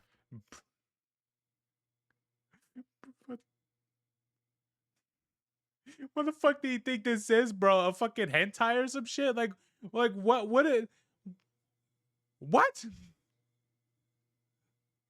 Wait, so okay. Okay. Okay. So because you believe that because you were kissing her face, you really thought, "Oh, okay, she's okay with this." And it's like, bro, he already knows the boundaries of what is of like he knows how, like, what's this girl's boundaries and what she's willing to what's the word, where she's willing to speak up, and I guess you can say where she would be, what's the way to say it, where she wouldn't, I guess you could say. And maybe this is the moment where you knew where she wouldn't really say, maybe maybe that she, maybe he didn't expect her to say much or to say anything of what he was about to do. Because yes, I have met girls that are just like Emiru as well. Even when there were horrible things happening to them, they won't speak up or they won't really say no or anything like that. You know, I'm pretty sure that's not at all of what he expected. He really thought that he really thought, oh, she's timid and she's probably gonna let me do whatever the fuck I want with her. That's what I'm getting, but but at the end of the day, this man literally assaulted her. he immediately left my house while I was still crying without checking if I was okay or anything. And at the time, I was Bro, that shit's wild to think about. Imagine that. Imagine in the same year. Technically, it's not even the same month, but on the same year, you were assaulted by your ex and you're assaulted by a stranger. And Twitch is protecting that stranger in the meantime. I mean, I'm just saying, bro, this is not her fucking year. This is insane, bro. This is insanity. still making excuses for him, and I was still afraid Wow. of causing trouble for other streamers around Nah, us, man, this is or, the like, moment where you got to speak the you fuck know, up. making things weird for viewers. I know that probably sounds crazy, but like I just felt this pressure, like I had to try to keep things together, if that makes sense. Nah, these are the things you got to have like, fall apart. Yeah, I felt like I'd cause trouble for so many other people if I ever said anything bad about him, or if I caused rifts in our friend group or streamer group. So be it. I tried to So stay on be good it. terms with him and hold everything in, and also I still These are the moments where if it does cause a rift, so be it. That lets you know who are really your homies and the ones that aren't. I won't be for real. That's ultimately what it is. You know? cared about him a lot, and I still at that point had hope that things would get better and that, you know, he would improve. And he'd also always hammer into me how he never physically abused me because he never hit me, and he would coach me. He will coach you? Wait, hold on. Let me go back 5 seconds right there. Okay. He said he never abused you. Bro, you literally reached down her pants while you guys were separating, even though there was no, I guess you could say, initiation or anything of that would lead to sex. Like Ooh, this is good. He never physically abused me because he never hit me. You don't need to hit someone to physically abuse them. There are. And he would coach me and tell me to tell people or other streamers who were asking about it because they were concerned. He would say, tell them that I never hit you. Make sure that they know that I never hit you. He would coach. Oh, okay. So he was pretty much okay.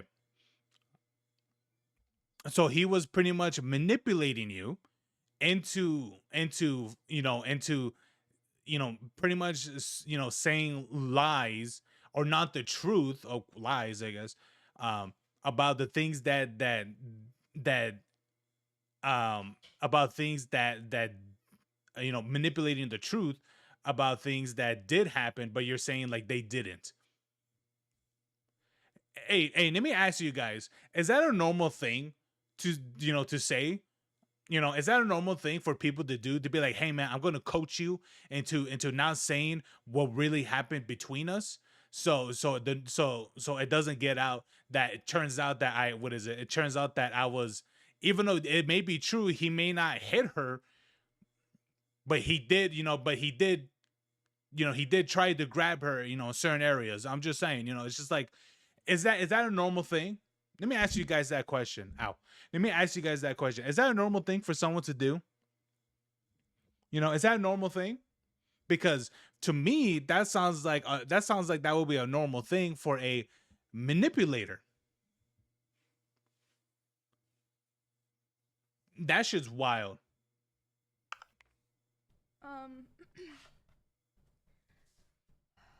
Around the same time, this was during OnlyFans 2, so I guess like December-ish. He would often message me in the middle of my streams and berate me. Yep. For things like playing the same class as him in WoW because he thought it would make people think that I was better than him. Who fucking cares? And again, like I said earlier, I felt like I was stuck in a constant loop where I had to perform well. Bro, I will be for real. If that's something that, dude, who cares? You what is it? You cry about that that someone else is playing as the same class as you, or technically her playing the same class as you. Dude, who cares? To not be oh thrown my away, god. but if I performed too well, I was gonna be punished. And I actually wanted to show some of those messages because obviously a lot of these things I'm not gonna fully read these out because You should. I honestly just don't want to read them out, but I feel like I want to show them to like kind of Oh yeah, show them. Yes. show what I'm saying. W background though. That's a lit ass wallpaper.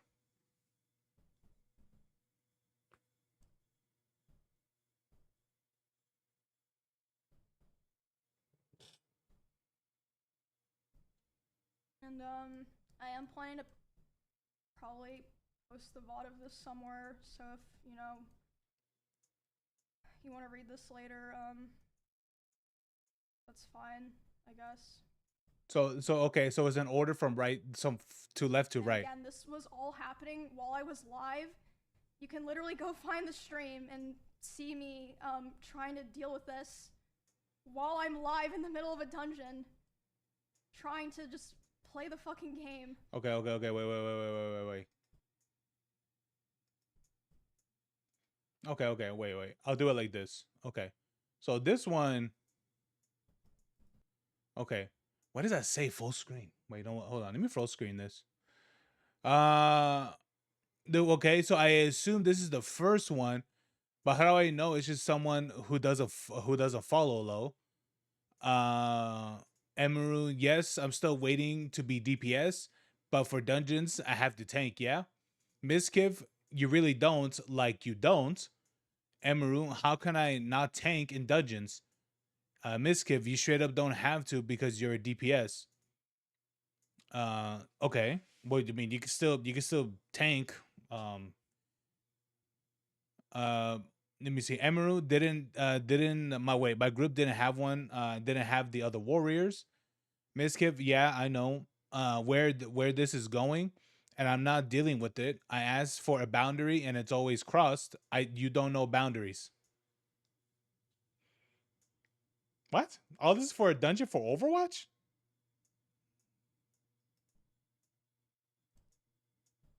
I'm Overwatch for what is it for? What is it for? World of Warcraft?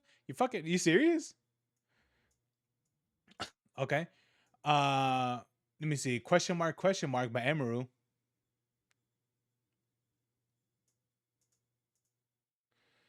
Uh, can I take the seeds from the front and put them in the wheat farm? Yeah. You could take all of them. I think I put potatoes. Take all of them, but the potatoes.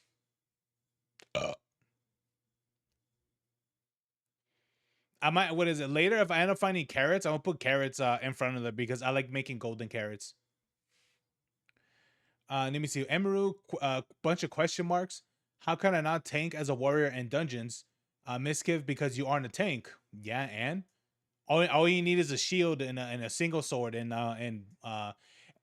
depends at one point when this was WoW. This must be like this might be what is it called? Client WoW or something? Bro, you could do class switches. Oh, you don't see any potatoes? Oh, okay. That means I probably got rid of them. All right, just take them then. But yeah, this must be what is it? This must be client WoW or whatever it is. So yeah, you could easily just swap classes like nothing. And what I mean by class, well, not classes, but like roles or something like that, you could easily do that. So if you want to have your thing as like a DPS, you can. And then if you want to change it into like more of a tank, you could absolutely do that. If you have the gear to do it, you can do that, and you can spec the points and what is into things like that. Pretty much loadouts, I guess. But I think I don't know if they're called the same in WoW, or I think they're worded different. I believe. I'm not too sure. But anyway, when I said I don't want to be tank, this is what Emiru says. I meant I don't want to be tank and raid, which is still true because I don't know what I'm doing. Okay, understandable because raids are a lot more different than dungeons. Miskiv, you do not need to tank in dungeons. Emiru, so I just okay, Miskiv. Now I'm going to get so much shit nonstop. Okay, and don't ever pull aggro. Miskiv, Emmy is better. Emmy is this. I can't have anything. Emmy, fucking bro. Who cares? All this because she wanted to tank. Who And, cares? I am planning to probably post the VOD of this somewhere, so if, you know, Let me see. Emmy is better. Let me see. You just oh okay. Emmy is better. Emmy is this. I can have anything. Emmy, you just take, bro. Holy shit, dude. Emiru, I don't understand what you want me to do. Miskiv, not tank, just that simple. Emiru, what the fuck does that mean? Miskiv, you already played warrior when I told you we're going to be compared. Who cares? Emiru, don't pull. I'm gonna pull aggro because I'm a warrior. Miskiv, no, you're not. Another warrior can tank. you want to Oh raise my. later, that's fine, I guess. Okay, Emru, I didn't have another warrior in any of my groups today, and no warriors wanting to join. Okay, that's fine. Girl with 27k couldn't find a girl with wait. Okay, this is from Miskiv. Girl with 27k couldn't find a warrior. You can every time. You just want to tank. I know what you're doing right now, and I'm not dealing with it. Okay. Emiru, there were no warriors asking to join, and why is it bad for me to poll in dungeons? Miskiv. Oh my god, that's a long one for Miskiv. Because I'm going to get compared nonstop because now people are just going to say you're better. Because I told you this when you first told me you were going to play warrior or you want to play warrior. It's already happening, and you just don't care about this stuff ever. There's no boundaries with you. Something. And again, this was Maybe all it'll show. happening while I was live. You can literally go find the stream and see me trying to deal with the Now we're the same class as something. You wait. Okay, so this is okay. Mizkif, there is no boundaries with you. Now we're the same class as was a something tanks, something like that. Emerald dude, Mizkif, don't dude me. I asked for one thing with you. Don't be tank, and now you're tanking. What can I do? Emerald, what the fuck am I supposed to do? Quite a bunch of question marks. Mizkif, don't tank. Yup, there it is. Emerald, I'm playing the game. Mizkif, tank him, do it. Let me handle all the hate. this Bro, this guy's while a I'm fucking live in the loser. middle of a dungeon, trying to just play the fucking game. Oh my god. Okay. Oh, it kept on going. Okay. This is a continuation of what Mizkif was saying. Tank him, Emmy, do it, and let me handle all the hate, the criticism, the you're the worst than Emmy. The Emmy is so much better. The people saying you're better in every chat, the comparisons, since nobody will be on my side, let me deal with it. You have fun. I asked you not to become a tank and you didn't listen. And now it's the classic, what was I supposed to do? I'm not dealing with this. Some bunch of dashes and P.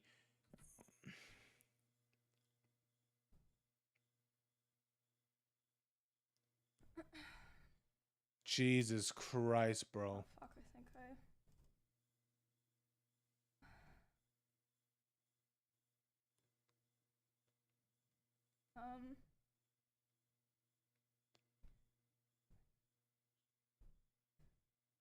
Tank, Emmy, do it. Let me handle all the hate, the criticism. That you're worse than Emmy's. The Emmy is so much better. The people saying you're better in every chat. The comparisons is nobody will ever be on my side.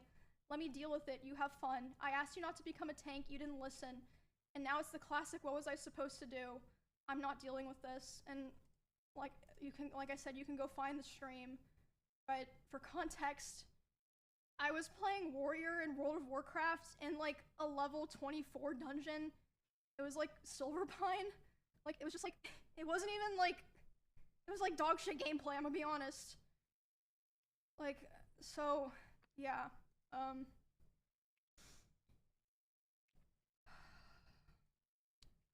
Wait, what was that?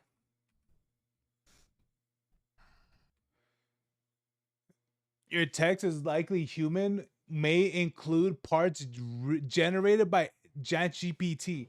Wait, what does that say? Oh my god. Wait, hold on. It's very tiny for you guys, but I'm literally leaning like 3 inches away from my monitor. I think this is his this is his reply to her. What? Wait. Okay, so your text is likely human, may include generated what is it, AI GPT. Okay, so these are all, wait, does that mean that all the words that are highlighted are G? Yeah, it is. It is. Okay. It's so it's okay, oh god. I don't know. Could she make it larger? No. She just puts it away. Maybe she'll show it later.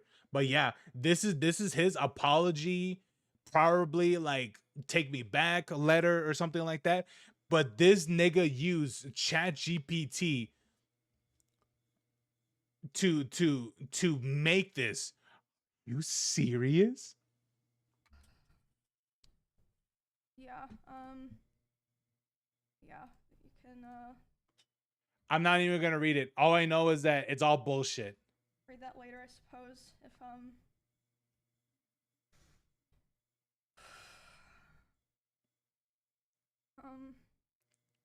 yeah, like I said before, shit, hold on. I was constantly trying so hard to compromise with him because I wanted to be cool and I wanted us to be able to coexist in the same streaming sphere. But I felt like I could never win, and he hated my whole existence.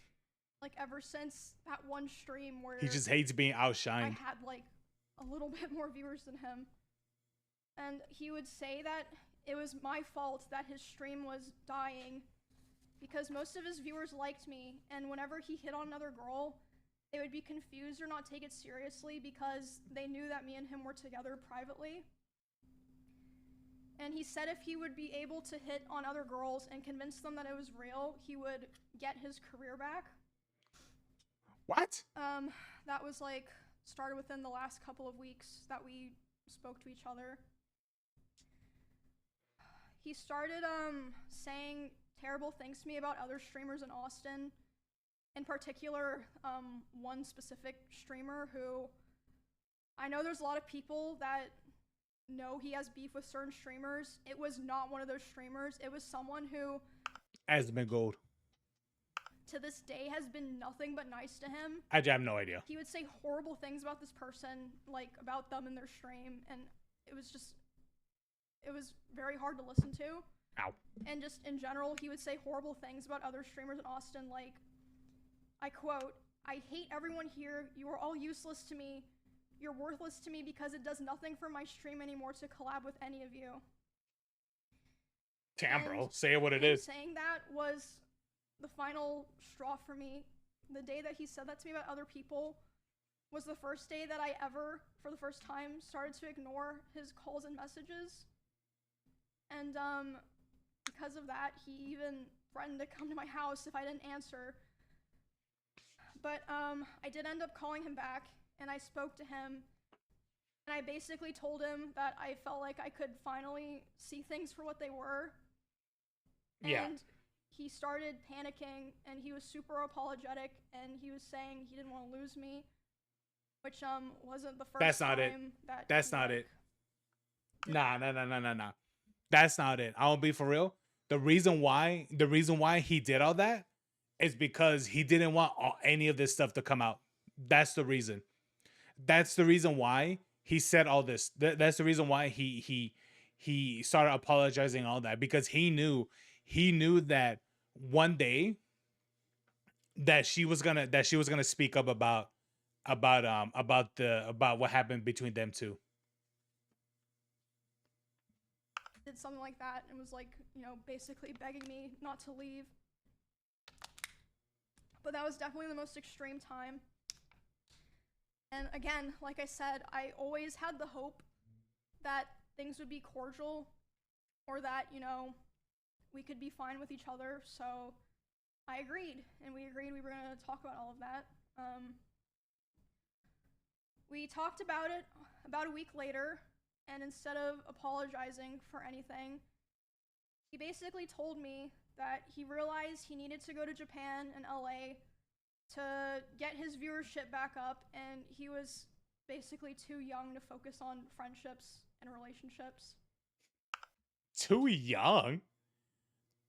Too young to focus on relationships and friendships? And Wait, what? basically too young to focus on friendships and relationships.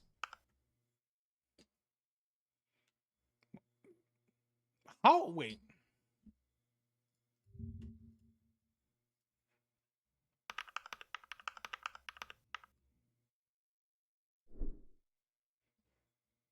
Nigga, you're 30. You're not, what is it? You're not young. And, it was, I'm way too young. Bro, you are, what is it? You're not. That, like, here's the thing. 30, I can understand to some people, to a lot of people, like, oh, that's young still. It is. But it's like, dude, it's like, this is someone that's still willing to act like they're still in their early 20s. I mean, despite everything, like I said, I still cared about him, so it was still hard. And on top of that, what is it? The other thing that you're not even working on like the next major chapter in your life is not even like a family or anything like that.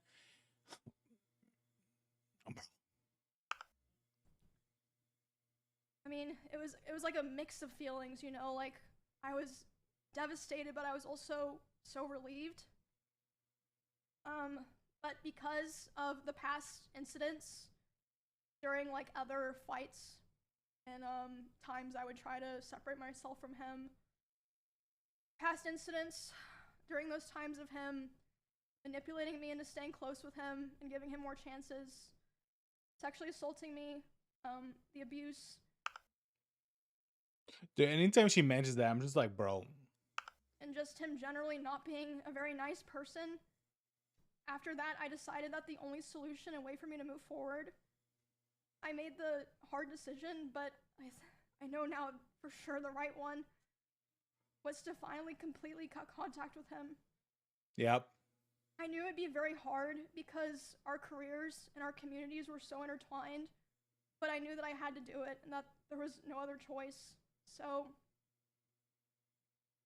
I have not spoken to him since January of this year.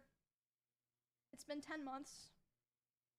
But if you think that's the end, it is unfortunately not. Hey, you know what? Well, damn.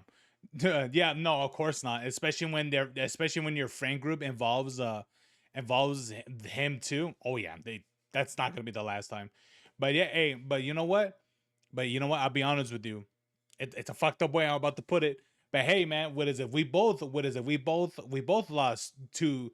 What is it? Two things of What is it? Two things that meant. What is it? That meant something from us. What is it? Well, I mean, technically for her, it's understandable. Wanting to sever the connection, the communication between her and Mizkif. But there's that, and then also what is it? My dog died at the start of the year too. So there's that. We both lost something that we loved. W. I haven't spoken to him since January of this year.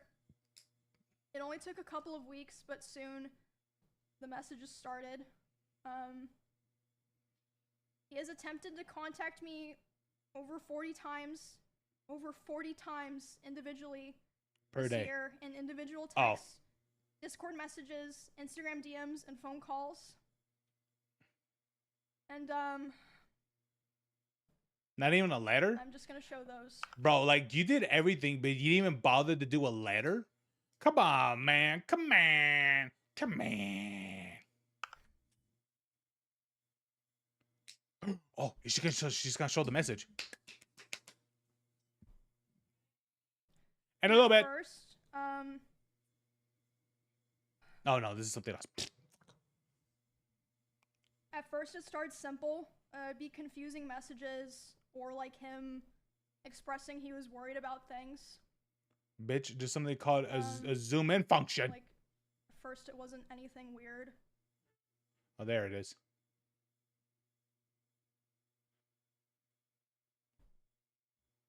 Oh my god, I'm gonna have to do what I just did earlier. Nice, Caitlin, nice. Hold on. Wait, is she gonna read these or no? I'll just read them. God, it's so tiny. I guess he goes by Matt or Matthew or something like that. I didn't even know that dude's name. Okay, he replied saying, "Hey, just to make sure you don't have recording of me, right? I'm getting harassed that you do, and I'm assuming is nothing. Do you know why I'm removed from everything? Why I'm kicked from it? Why I'm kicked from OTK? Nobody answering my calls, and I don't want to bother you, but I'm panicking and I don't understand what's happening. The truth is happening, my boy. That's why." This was. Oh wait, this is in February. No, well, okay. One was in January. The other ones are in February. Okay. Can you please communicate so I don't feel isolated and hated by my own org? I just want to be okay with each other. Something our streams and lives shouldn't we shouldn't have something. Oh wait, it says right here. I just want to be okay with each other, and I feel our streams and lives shouldn't have this feeling. I came home feeling terrible. It feels so odd. I cannot talk to you or anyone and just know what's happening. And this is replying basically the next day. Can you please respond? I understand, and we'll just leave you alone. But I really would appreciate if we can talk. I won't text you again if after this. I really don't want to talk. Maybe really want to talk or something like that if possible. Okay. If I'm okay. Okay. I won't text you again if I really do want to talk if possible.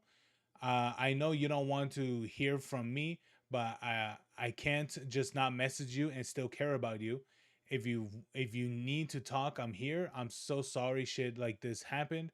I'll be up all night if you need to talk. And this was in wait, this one was in what? Was that January, February? Um Yesterday, oh wait, oh no, I read this. February 23rd, 24th, that looks like 26th. This one was in March 3rd, March 4th. Bro, this was like many weeks. Can we please talk? Blah blah blah. Okay. Uh Let me see. Hey, I found out you weren't invited to the party. I know you wouldn't want to go, but I didn't do invites. You were invited, of course, bro. If she didn't message you back for the first like month, this dude does not know how to take a hint. Well, he knows the hints. He just doesn't give a shit.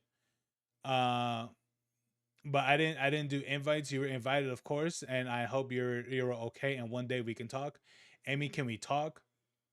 Can we please talk? I really need to tell you things. I'm so sorry for the past few months. I'm so sorry for so much that happened. I need this time to be alone, and I really do, and I really love you so much. I just needed to know what being alone, and I learned I need you. I don't want to be without you. I regret so much. I regret so much. Something hurt you, and I left, but I know I needed it. I know how much I have so much regret. Blah blah blah. Okay. Please call me. I haven't stopped thinking about you in months. And I know I want to say it's you and only you. I've been nothing but miserable without you. I love you, Emmy. Even if you take me back, I want us to be a real relationship. I want us to go on dates, to live together, to plan our lives. Blah blah blah.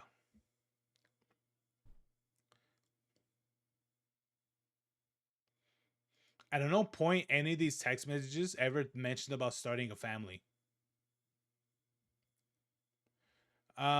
Just call me. I'll be up. I will do anything with you. I will come home from Japan right now for you. Can you answer this, dude? This was the span of what? This was all these messages and what? Like in 5 minutes? Jesus, or whatever. Can you answer me at least? Just at least tell me you moved on, bro. Her not answering you for this long, you know, you know.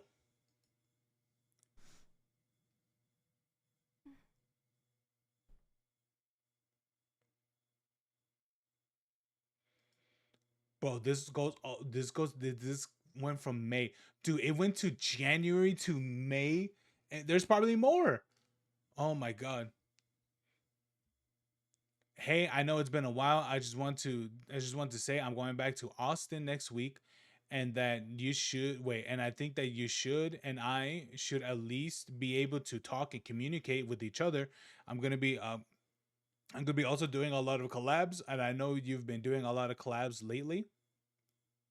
And I feel that we should be amicable with each other, and so it's not weird because we're both now doing a lot of clubs. I'm pretty sure I meant collabs, and I feel like it would be really weird considering we're both also in the same, or wait, we're also in the same, or that we're just not talking to each other at all, and with zero communication. I want to come back for us to at least be probably This is not neutrals or someone whatever. who loves or cares about you.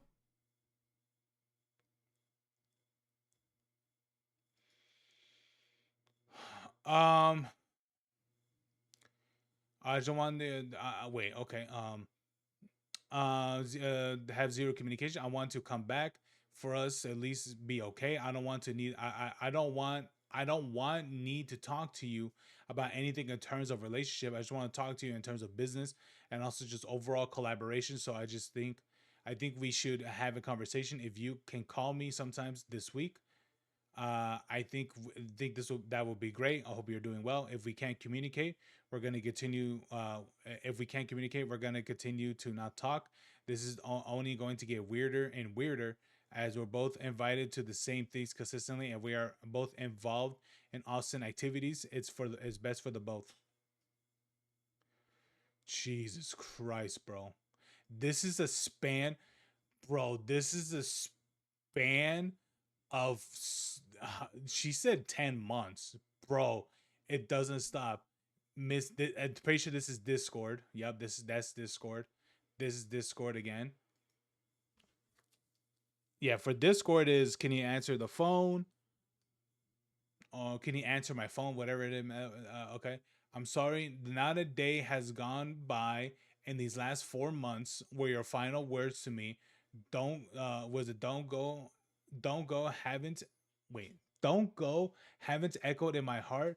I walked out of your door thinking I knew what I wanted, but I was wrong. I told myself I needed to be alone, that I missed out on being single in my 30s. I had missed out being single in my 30s. Nigga, you just entered in your 30s. I convinced myself I needed space, freedom, distance, but the truth is, I was afraid of commitment, afraid of what it meant to truly let someone in, even as someone as beautiful and as kind as you. So I tried to protect myself in the worst way possible. I pushed you away. I told myself lies to justify it. I said I was bored. I said a relationship will hold me back. I said I didn't want to be just one person, but those weren't truths. They were shields. I put up to avoid facing my fears and parts of myself I just haven't healed. And I'm doing that. And in doing that, I lost you, bro.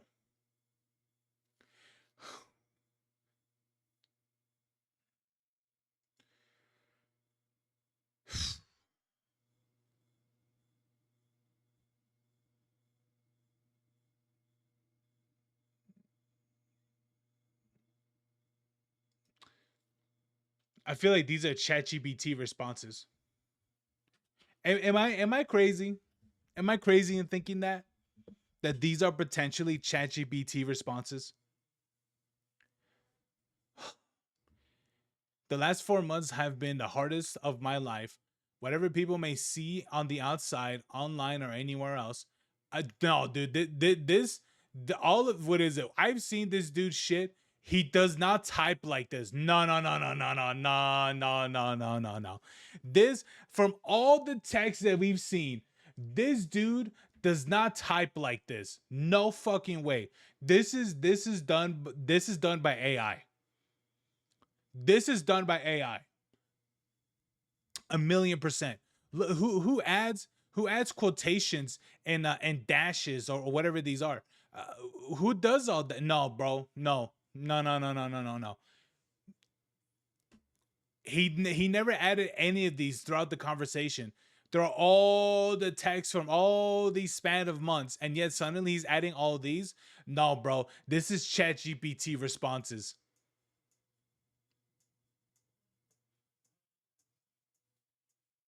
I've cried more times than I can count just thinking about your smile, your laugh, the way you said merp, and burp. Maybe that's your thing. And make those little sounds when you were happy. I even had to unfollow you at one point, not because I wanted to forget you, but because I kept seeing you reminding me so painfully of how badly I messed up. Yeah, these are ChatGPT responses, bro.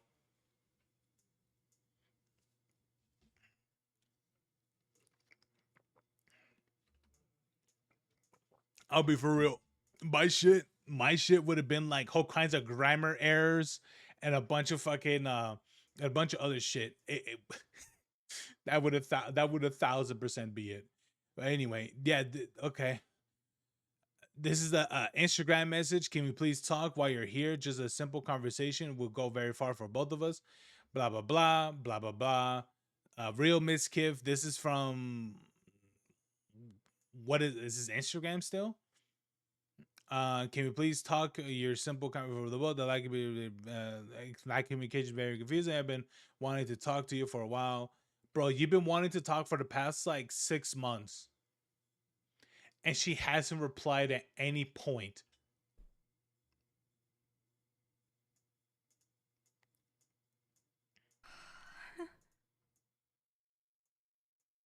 And keep in mind, this is only things that he sent to me.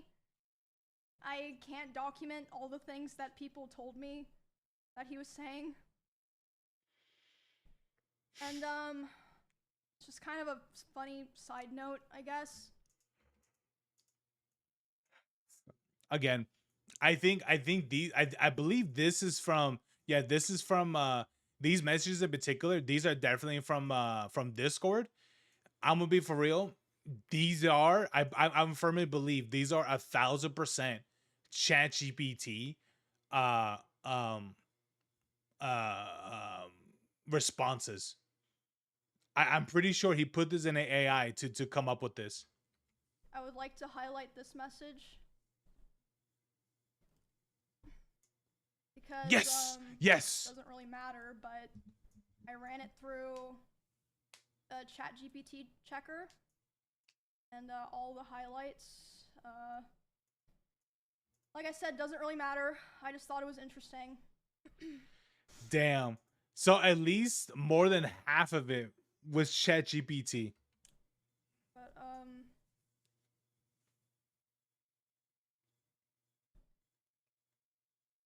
yeah, like I said at first, the messages were just simple things, like, him saying he was worried about things, or saying no one was talking to him, which I don't think was even true at the time. I think he was just saying that to try to guilt me into responding to him. I'm not sure about that, of course. This also extended to in-person interactions, because initially I made the mistake of thinking that I only had to cut him off through private communication, and you know, we would be fine going to the same events and parties and such. I also had to start hold on, I'm still fucking sick.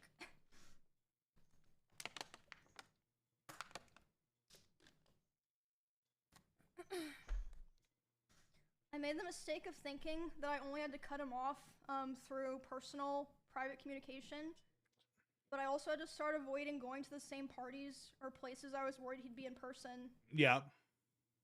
Because this was after he came back from his first trip to Japan. There was a party that I attended several months after I first went into contact with him. I was aware that he would be there, and I thought it'd be fine. I thought it wouldn't be a big deal. I thought I'll just let him have his space. I'll have my space. You know, it's not a big deal. We're adults, right? True. Right. During this party, I felt like he was following me around and monitoring me, but I thought that I was just being paranoid. I was like, it's probably just in your head. I was hanging out with Nick and Catchy and a couple other friends. And, at some point, Nick was like, it's too fucking loud down here, let's go upstairs. No one's upstairs. Let's just go, you know, chill in a room and, like, talk where it's not so loud. And, I was like, okay. So, they, as a group, went upstairs first without me, but it took me a bit longer to, get up there, because someone, like, stopped me and was talking to me. And I did feel like, I mean, he was, like, standing pretty close to that person. I felt like he was watching me, but again, I thought I was just being paranoid. But, I went upstairs, I was hanging out with Nick and To me, I thought, bro, you could literally insert the Dokes meme, and that shit's crazy, bro. Oh my god, Caitlin. Catchy and, you know, I just noticed it right now. our other friends.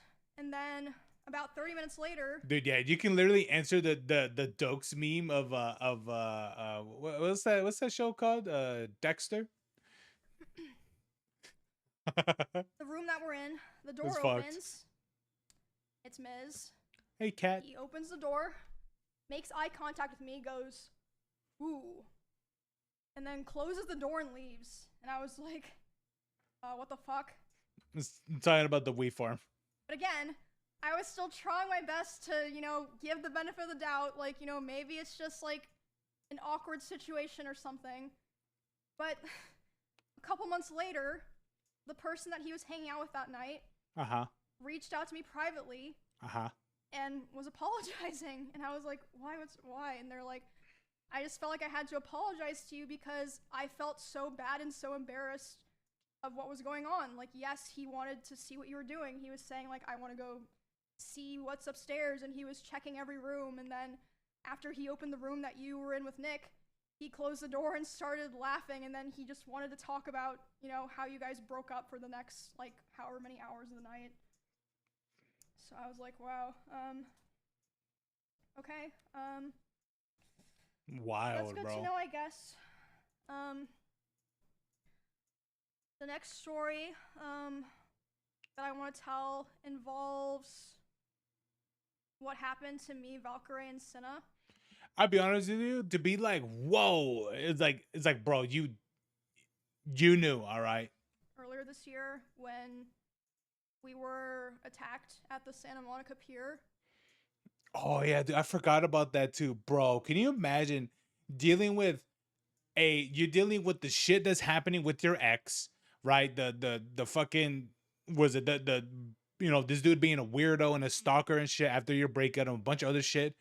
You get attacked, you know, at the, what is it, at the pier, you know, as what is it, at Santa Monica, right, with her and her other friends, and then now she gets it, then she gets assaulted at Twitch, bro. This is not her fucking year. Because that was obviously. Hold on, let me close all these fucking texts. I don't want to look at them. They're still on my desktop. She's reading them. She's reading them.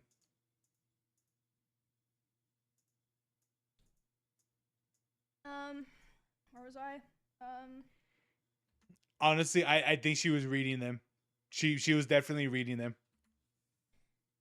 Yeah, so, yeah, it happened March 3rd of this year. A lot of people were talking about it, talking about how me, Ray, and Cinna were attacked. Which was not an issue. Like, we had no issue with that. Like, obviously, it's big news. People are going to talk about it. It should be talked about. We had, like, no issues with anyone talking about it and covering it, and right. That included him. I was fine with that. He joined in on that whole thing of people going live to talk about it. And again, I'd like to remind people at this point, we were already a couple months into me being no contact with him, making it clear I didn't want anything to do with him. And so during this stream, he was covering what happened to me, Ray, and Cinna. He decided that he was going to tell more of my personal stalker stories that I've never personally talked about or shared publicly myself. And one of these stories was one that, like, no one knew at all, and, like, it just felt so shitty because at the time that those things happened, like, you know, all the people that lived in that area together, we all came together and we all kind of decided, and this was heavily pushed by him, we should never talk about this because, you know, people are gonna be weird, it puts Emmy in more danger, and, you know, it gives people ideas, so we're never gonna talk about it. But, you know, of course, as soon as there's some big drama that he's not involved in, and he finds a way to, you know, bring up, oh, I was there for something that happened to Emmy. Oh boy. He was on a stream talking about these personal stories of mine, and I caught wind of it. Damn, dude, what a fucking. It was also so frustrating not saying anything at this time because the way he told those stories, he kind of framed himself as like the hero. The hero. Like, oh, I held the stalker at gunpoint. No. The only person who ever came into contact face to face with that stalker before the police came was Bonnie. Bonnie is the person who found that guy outside, went inside, told everyone, called the police. The police came. All Miz did was he stood far away from the front door, behind glass and metal, with a gun. Yeah, I mean, I understand. Still very scary, but why are you acting like you, like, if any... Bro, are you serious? Bro, can you imagine the, oh my god. Here's the thing, I can understand taking like a defensive position, right? Like, sure, I get it. But bro, but here's the thing: to paint yourself out as the hero, bro. Anyone deserves credit for that, it's Bonnie. Like, it's Yeah, for literally real. stolen W valor. Bonnie. I'm so glad I finally get to say that because she is the one who like kept everyone in those 2 houses safe, not him. Anyway, back to the original thing, the Ray and Senna stuff. So, I was obviously panicking. Like, I just had this horrible thing happen to me the night before. It was like huge, like public, millions of people seeing it. And Right. then my crazy ex-boyfriend is going live talking about more of my personal stuff. And I'm like crying, and Senna and Ray are like what's wrong? And I tell them, and I'm like panicking. I'm like, I need to call so-and-so, I need to call so-and-so, I need to call so-and-so. Like these different people that I was like, they can contact him because I did not want to contact him. So, Ray, Senna, some of me and Mrs. mutual business partners, and Asmongold were all asking him to Asmongold. stop. And by the way, Asmongold told me that he tried to call Miz while he was talking, and it rang 3 times and then hung up, which means that he saw it and he just wanted to be able to keep talking because, yeah. Anyway. Damn, bro, So, that's a whole crazy. note, Didn't even care. I don't know exactly what like the other people said to him, but Ray and Senna told me that they were messaging him being like, bro, like stop, what are you doing? Like, why are you doing this? And Bro, someone cut the internet. Cut the internet cord. he was messaging them, who were also equally as traumatized as me, of course. They had gone through the same thing. Oh, what am I doing wrong? I'm letting people know what, you know, girls go through. Was that your job? Yes, well, it is. anyway. The self-imposed hero in his own story. Yes. Yes, in his world, and what is in his mind, that he has a chiseled chin, the most luxurious abs, and the most luscious locks. Yes, it is. Yeah, that all happened a couple of months into me being no contact with him. And yeah, he was arguing with Ray and Senna while they're trying to be like, bro, like, stop, like, you're making it worse. He finished talking about my stuff and then reacted to Senna and Ray's whole stream where they were crying, addressing their communities, made sure to react to that, and then immediately went offline. So yeah, that was a terrible weekend. I got threatened to be stabbed, and then the next day, my weird ex was going live trying to sell inserts My weird ex. so that he could make sure to farm his own clips. Yep.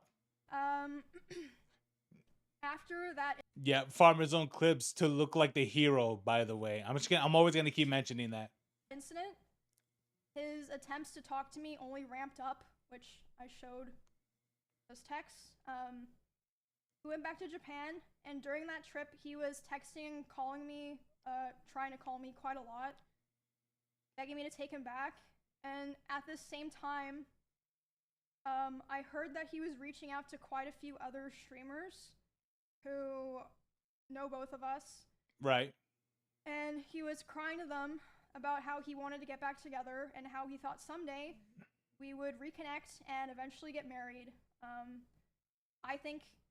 I don't think he even meant that, but I hope not. But I assume he did that with the hope that they would relay the messages back to me since I wasn't talking to him. And, I mean, some of them did. I also had a couple other streamers report to me that he would obsessively watch my stream and not in a like, oh, I wonder what Emmy's doing right now way, or like having my stream open. Like, he would be obsessively and attentively hate watching my stream, like watching my stream and just saying horrible things almost every time that Oh, boy. I've been live this year. And they tell me that he would want to discuss how he believed I still wanted him. Interesting, considering I never replied. and he would ask other guys if they thought I had slept with anyone this year. They'd be like, I don't fucking know, man. And then they told me he would say stuff like, no, there's no way she's done that. She's not like that. And she's probably waiting for me. Just really fucking gross stuff like that. Dude, I'll be honest with you. I firmly believe she is not that type of person to sleep around with other guys. You know what I'm saying? It's like she is not that person. And I hope I do meet someone that is like this for sure. But the thing about it is that the older that I'm getting, I feel like the what is it? Well, I mean, I feel like the what is it? The older that we are getting, the chances that happening of like meeting someone that hasn't slept with a lot of people is like getting pretty like less of a chance essentially. Doesn't mean there won't people like that, but I'm saying is like I feel like that is gonna definitely going to be a smaller number for sure. And a couple of streamers in LA also told me that he was telling people that me and him still talk all the time, but we simply weren't together anymore because I was too mature and I was not ready. I was too immature. But yeah, you can see from the messages I showed. I'm not sure if like, I mean, people can go back and read them. He was begging me to take him back for the majority of this year, which was 7 or 8 months total. And like I said, some of the messages were even, I believe, ChatGPT. Not that it really matters. Yep. Interesting, right? It does matter. Well, I mean, it matters a little. As of today, it's been about 2 months since he has attempted to contact me directly. I think because about 2 months ago was when he started kind of getting scared that I might have been like, you know, telling people things, which again, I wasn't going on my way to do it, but if anyone ever asked me, I wasn't gonna lie to them. Bro, the juice of that, dude. Can you imagine knowing about this and you're like, oh my God, this is such juicy drama. But like, but then also like you're not a piece of shit and you don't want to tell others, but you're just like, bro, it's one of those things where like, bro, you gotta trust me. When this whole thing comes out with Emiru, it's gonna be fucking delicious. Like, this is gonna be the sweetest blackberry that you're ever going to fucking have. I mentioned this at the beginning before I started like fully telling the story. I heard from my friends, other streamers, and my employees that he had cooked up a plot that if I ever tried to talk about him, like about the abuse or anything else, he would try to go live and say that I killed my rabbits. And I was told that he approached several streamers who were around us a lot when we lived together and asked if they would basically back him up, and they refused. Yeah. Obviously, they're not insane. And even something happened this weekend at TwitchCon. One of my I firmly believe, you know what, I'll be honest with you, rabbits can get pretty old. They don't really die, you know, relatively that young, like 3 years. They do last a little more than that. But I'll be honest with you, I think the reason why here's the thing. And the reason why I say this very like very surely is because, or surely, I guess, I don't know. But the reason why I'm very sure about it is because I think the reason why that her rabbits died, I think it's because of the loud noises that Mizkif would do. And the thing about rabbits is that they're very, very timid. They're very timid and they're very, what's that word? Is it docile or something like that? They cannot take loud noises. They can't. And they are the type of animal that if they get freaked out too much, they will die. Same thing like hamsters. You know, you freak out a hamster, what is it, badly enough, their heart will explode. You know what I mean? It's like, I think that's what happened to her rabbits. I think her rabbits died because of Mizkif slamming doors and shit. I'm pretty sure that is the reason why that happened. Employees told me he went up to them and he threatened them, saying, "If Emmy ever tries to talk about me, I will destroy her." Yeah, good luck, buddy. Whatever that means.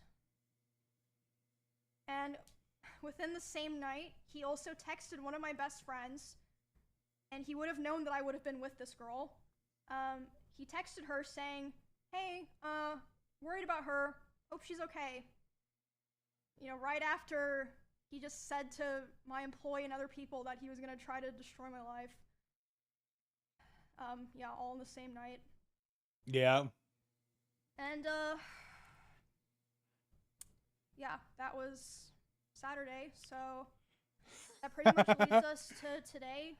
I feel like it's clear I've spent the last year of my life cutting him off and building a new life with people that actually care about me and doing my best to move on peacefully without causing any drama. I did not want to do this. A lot of people, a lot of other creators actually told me that after his other allegations in 2022, if I wasn't the first person to stand up for him and start appearing on his channel again, they do not think that they would have gone back to helping him with his content.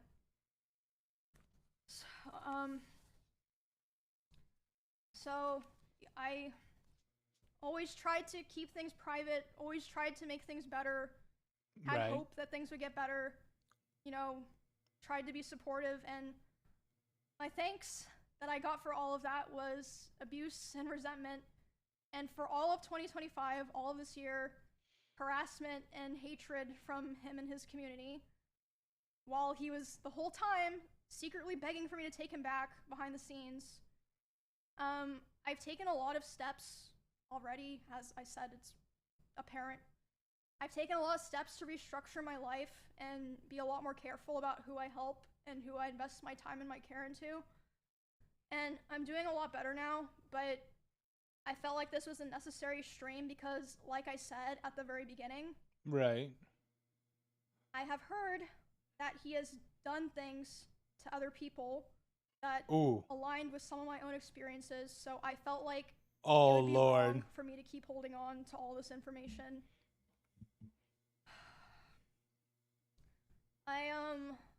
I know I stayed for way too long, and I thought that I could help, and I unfortunately learned that I couldn't, but I worked really hard to have the life that I have now with my friends, my family, my pets, and my community, and I'm so grateful for how things are now. It was very difficult, but I'm very proud of myself for making the choices that I did to end up where I am now. And yeah, that's my story of dealing with abuse, psychological and domestic abuse, sexual assault, and stalking, and Bro, being threatened that's wild. on if, you know, I ever talked about it. And this whole time, it's been kind of hidden in plain sight away from hundreds of thousands of people. And, yeah. I know that me saying all of this probably isn't gonna make him or what's left of his community leave me alone, but yo, sorry, voice crack. I know talking about this probably won't make him or, sorry, probably won't make him or what remains of his community leave me alone, but, I'm at least glad that people will be aware of all of this now and I won't have to feel like I'm Right. hiding a terrible dark secret anymore.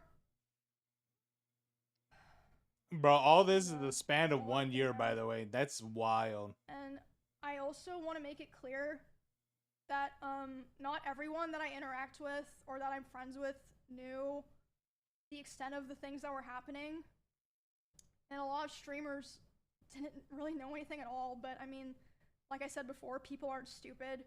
I think it's pretty clear that a lot of people knew that things were happening, and like I said, you have to remember, it's not just me. A lot of people have told me that they have their own, you know, grievances with him.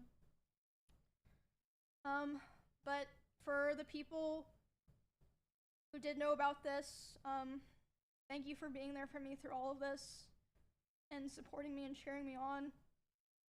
And there were a lot of people as well who, even though they didn't know anything, without asking any questions, they still were very kind and supportive, and I will always remember that for the rest of my life.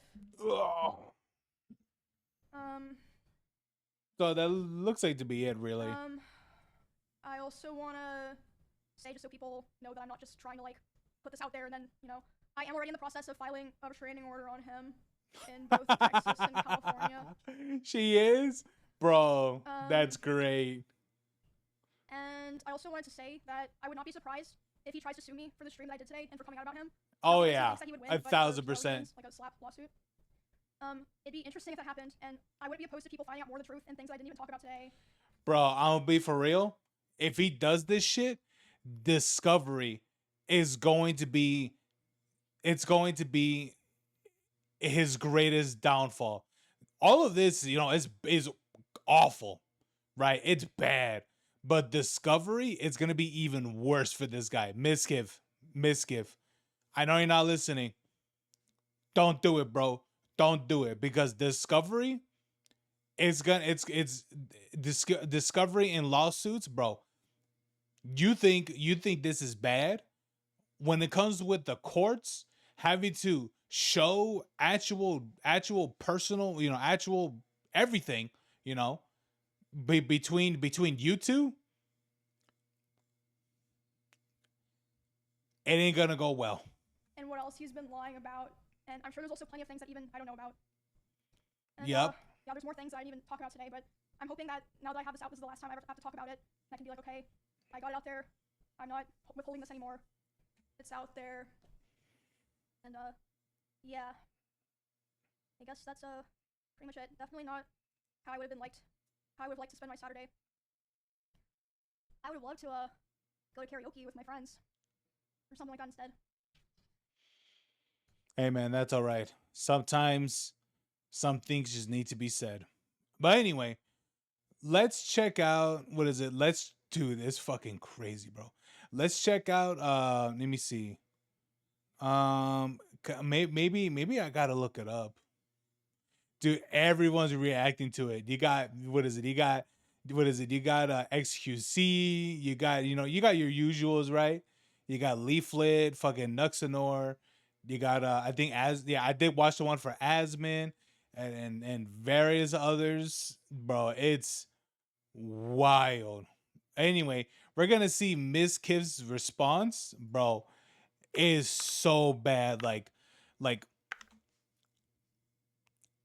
dude, Mizkif's response is so fucking horrible that let me see, can I actually find it?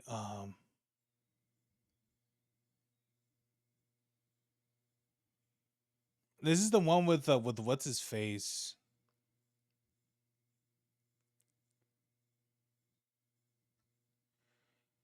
Can I actually find like the actual thing? This looks like a shorter one, so I think this one could be it. Asman go break silence on Mizkif and Tectone feud.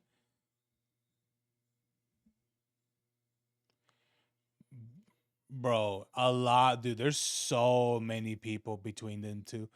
Bro, it's fucking wild.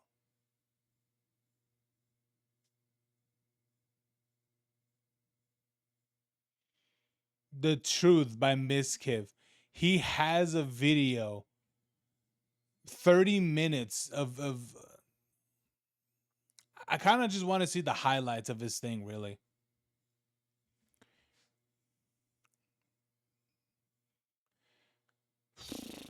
What do you think, Kayleen? You think I should watch like the full video? I guess so. Is that ready to watch Emiru's? Might as well just watch this guy's as well, huh?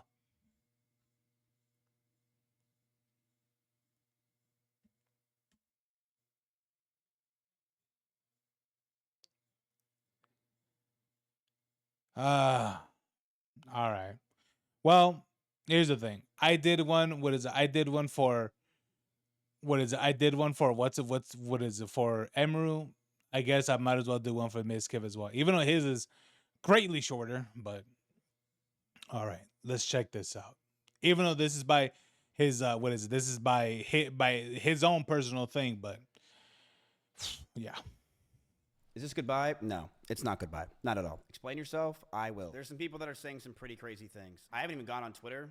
I saw other things and I'm like, damn. But I've been around for 10 years now. A lot of you guys know, pretty far away from this stuff at this point. But I am totally okay with exposing a lot of things and saying things. At this point, I think it's pretty obvious. I'm getting a bit bored, low. But that's because you're just doing farming things on the, what is it? You're just doing things on the farm. Caitlin, come on now. I will not be friends with any of these people after this. Ludwig was right. I am going to completely separate myself from these people in this community, which is fine, and I've already been doing it, but I have hundreds of messages and DMs from people. Ludwig was right. I mean, in a way, yeah. I get what Ludwig was saying, but it's just like, bro, there's a whole completely different reason why this was happening. And it wasn't because of like just disagreements. It was because of what you were doing. Things that people probably would never want to get released that are very interesting for everyone, and I will be releasing it as time goes on, because why not? Before that, I would like to address everything that was said today. I wrote this myself, so I don't know if it's even good. I am not the best writer, as a lot of you know. I have half my screen right now is red, because I can't write for shit. It's not through ChatGPT. Shut up. So honestly, bro, we all saw that love letter you tried sending to Emiru. I'll be honest with you, I don't really believe you. This is April of 2021. We met online when we were playing 18. What side am I on? Definitely leading more towards Emiru, mainly because there's so much things against Mizkif, not just from her, but from other people around him, like Tectone, Asmin. I think there was someone else. It's like, bro, there's whole kinds of other people that are saying like, nah, Mizkif is not a good guy. He's a piece of shit. Annihilator Cup. This is me and Emmy. I was introduced to her through it, and my chat started to like us hanging out. I didn't have feelings for her or anything, but I thought we could start hanging out more and be friends. So we met through the Annihilator Cup. A lot of you guys know this. I was playing with her. My chat liked her a lot. She was fun to hang out with, so we started hanging out. We started to play games with each other on stream, and we started to grow closer together. We started calling each other, and we were flirting. We didn't do anything, but it was pretty obvious that Emiru had feelings for me as well as I had for her. But we couldn't really do anything because at the time, she was dating a girl named Bonnie, another cosplayer from another state, and I was dating Maya. Me and Maya broke up. I broke up with her because the relationship felt stagnant, and Maya's sanctuary started to take over a lot of her life, and we hardly had time to hang out with each other. Since Maya moved out, I knew I wanted a streamer to move into the house, preferably a girl to farm content with, but I didn't want it to happen so fast. I didn't know if I wanted to be Emmy, but she told me about a stalker that came to her house with a bat, and she didn't live at her house anymore. I told her to come move in with me in Austin because she had a stalker, and we want to make content, and the guy will probably be scared since there's a bunch of people around instead of her in her Kansas home by herself. From there, our relationship started growing very fast. Within just weeks of moving in, she would sit in my room with me late at night, and I would watch Pokemon over and over again, season 1. I loved it because she made me feel like it felt like my childhood and a place of calmness. She would fall asleep in my bed. With some nights, we would touch our backs or legs together. We knew we liked each other. We just knew it was a bad idea. Talks of her joining OTK happened fast as well, and I knew that if we were potentially going to date, we'd have to keep it a secret. Nobody was allowed to know. Streamers as well were already starting to resent me, saying that it was a shitty thing that I moved Emmy in so fast and replaced Maya so quickly. If people found out we were dating, I could be hated by my peers and lose what I created in OTK. I didn't know if we were going. I mean, I can understand that sort of perspective, but in the same time, it's like sometimes some people can move on pretty quickly, but then also you got to keep in mind that people got to keep in mind that what if this is someone who's already moved on from said individual for quite a while? You know what I mean? Like that definitely happens to a lot of people for sure. So could that have been the same for Mizkif? Probably. Going to date, and I knew if we were going to make it happen, it was going to be very stressful, but I had no idea what was going to come. It was the beginning of January of 2022. Emmy just had her huge party in an arcade celebrating her birthday on stream. Everyone from Austin was there, and as we were celebrating her joining OTK, there was a huge scare. Someone outside in the parking lot rammed into my Audi R8 and drove off. And while we were outside thinking it was a schizo viewer, we were told that the person who just hit my car was now inside holding a gun. This scared us to no end. Me and Connery's pants ran inside in fear to get everyone out and make sure everything is okay. My first concern was Emmy. I wanted her to be safe. The cops came, the drunk driver did have a gun, and and was sentenced to 3 to 5 Yeah. years in prison. Me and Emmy were terrified that night. And on the way home, I grabbed her hand and she grabbed mine. And we knew we were trauma bonded and we didn't want to let go. We would wake up together, stream together, and hang out with each other all night. She quickly became my best friend and someone that I felt for the first time I was in love with. We hung out all day, every day. We were always so happy with each other. Playing games until the night, loving every moment we were with each other. I remember one day I left my house. She called me just so we can be on the phone together, as we always did. And we were playing a song called Falling in Love with You with Elvis came on. And I felt that love, first time I felt love for a girl, and I thought I'd want it to never let it go. The first year of our relationship, we almost had no fights. We started to date officially in January of 2022, and up until my cancellation, everything was perfect. She brushed over that I threw water bottles or my phone near her, but that wasn't during fights. I want to make that very clear. It would be me throwing my phone on my bed when I brushed my teeth. She did tell me she got a bruise from it, and I stopped. That's all that happened. I will throw you and show you an example, chat. I'm brushing my teeth. Right here. Look at me. I would throw my phone on the bed. I would just lob it over because I was going to bed. So I would just throw the phone. That's it. And when she... I mean, I get doing that. However, if this is something that she's also on the bed too, I'll be honest with you. There's every times where I'm like, okay, if I throw it right here, then it'll be just fine. And then there'll be times where I undershoot it or overshoot it. And well, that's the whole thing. And on top of that, that's not something that I just do. That I just don't do anyway. I didn't throw it at her. I want to make that very clear. I never threw it at her. I never hit her. And she even said in her situation that she bruises easily. She brushed over that I threw water bottles with her on my phone near her, but that wasn't during our fights. It would be throwing my phone on my bed when I brush my teeth. She did tell me she got bruises from it, and I stopped. That's all that happened. I did feel a lot of stress over the time of our relationship up until this point from her stalkers. From the ones that would show up at our old house, and also stalkers that just had from her TikTok postings. We found after being with each other that her stalkers had a lot would come to her a lot from her short form content. These people were schizophrenic and would think that she is talking to them. Whether it was songs she played, the way she looked at the screen, or just the titles of the videos, these people started to feel she was talking to them and come to our house to stalk her. These people thought in their heads they were dating her. They were out of their mind and dangerous. I told her, if we're going to be serious about this relationship, I need her to stop posting as much and to not farm these people. She agreed and understood that it was a safety concern for not only me, but the house. Right. Russell, Simply, Corey, or anyone that was in my house or anyone that was near us. She agreed that she wouldn't want to hurt anyone else and knew that posting these types of TikToks and posts can mess with us and is something I'm not comfortable with as a guy. So she would tell me that if I had a problem to let her know.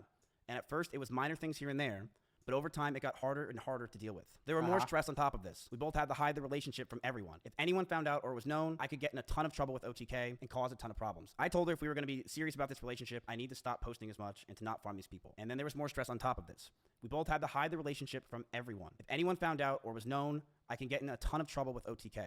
And it can cause a ton of problems in my life. So I lied to all of my old friends, S-Fan included, who lived just next door to me, and everyone in OTK, and that was very hard for me to do. We had a doggy door between our rooms, just so we can hide it from everyone else, including my roommates. We would lock the doors to avoid our roommates finding out. As time went on, they found out, but to most of our friends in the Austin circle, they never officially knew. That stress alone would drive anyone mad, but our love for each other was strong, and we knew we can handle it. In September in 2022, a lot of you guys know, I was canceled by Trainwrecks and others, trying to claim I covered up sexual assault. It was proven wrong, but that destroyed my mental health. I felt like my brain cracked, and I was never the same since. I was suicidal, depressed, and I didn't know what to do with my own life. Every day felt like an absolute nightmare. I was losing OTK, my mental health, and all my friends. Emiru was one of the only people that were there for me. She ditched sponsors to go with me to Japan. She went with me anywhere I needed because she wanted me to be happy.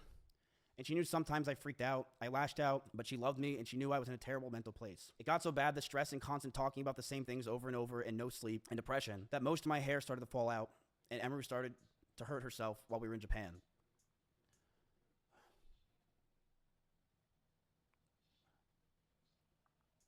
As this time happened, I was a massive wreck, couldn't think straight, and All right. And being that Emiru hung out with me all day, she too started to become high-strung. Ugh. We would yell at each other, fight, and argue all the time. Things we never once did. I felt this relationship was taking a huge strain, but I thought it could be fixed over time since things were just so amazing that first year. But Okay, yeah, if that's a sudden, like, let's believe that, it's a sudden thing, right? Well, there must be a reason because of this, right? Like, there must be a reason for a lot of this to happen and such. But as we stayed around longer, I started resenting her a lot more. You can take it out of only mode. Emiru has a lot of rabbits. It was her calling when she first moved in. These were a big part of her life. But as those rabbits moved out of her room and into the living room, they started to see disgusting neglect. No food, no water, sometimes not having clean bedding for weeks. I, along with many others who would come over, would give them what they needed, and I would tell her all the time to take care of them, but to Bro, you didn't even disable your alerts or anything like that? Bro. no avail.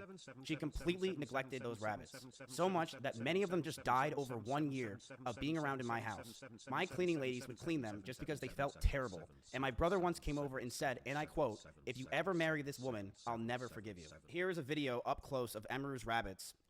These are small little mites that are inside the rabbit cage, and she didn't care. She completely neglected these animals, and I'm not going to sit around and let people say that she didn't. People who came to my house knew that they were neglected. This is an up-close view of the rabbit cage being completely disgusting and neglected. She left them to die, and I'm not going to sit here and have her pretend she didn't. It's fucking disgusting. Damn, that's wild.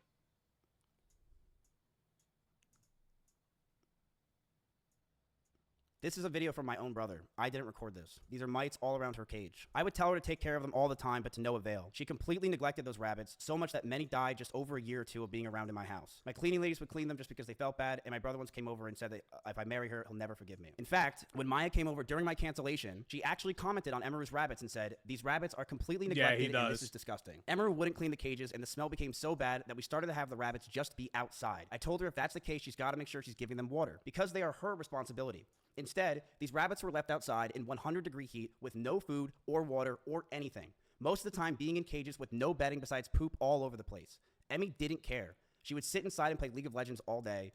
And what this showed me is that I don't want her to be my children's mother, and I couldn't see myself marrying her. The fights from these times started to get worse. I would constantly want to be farther and farther from her. I would use her for content, but after stream would want to be alone. I didn't know how to break up with her or end things. She was a co-owner of my org. You know it's a great question. You know, it's a great question. If there are clips, of what is it? If there is clips of her, no, of that cage that she shows, and they look and they are exactly the same that we see from other clips and to that and from that video. Oh yeah, that's gonna make Emiru look really bad. Like that could be like, oh yeah, probably that could be like the cage or and you know and such, like, sure.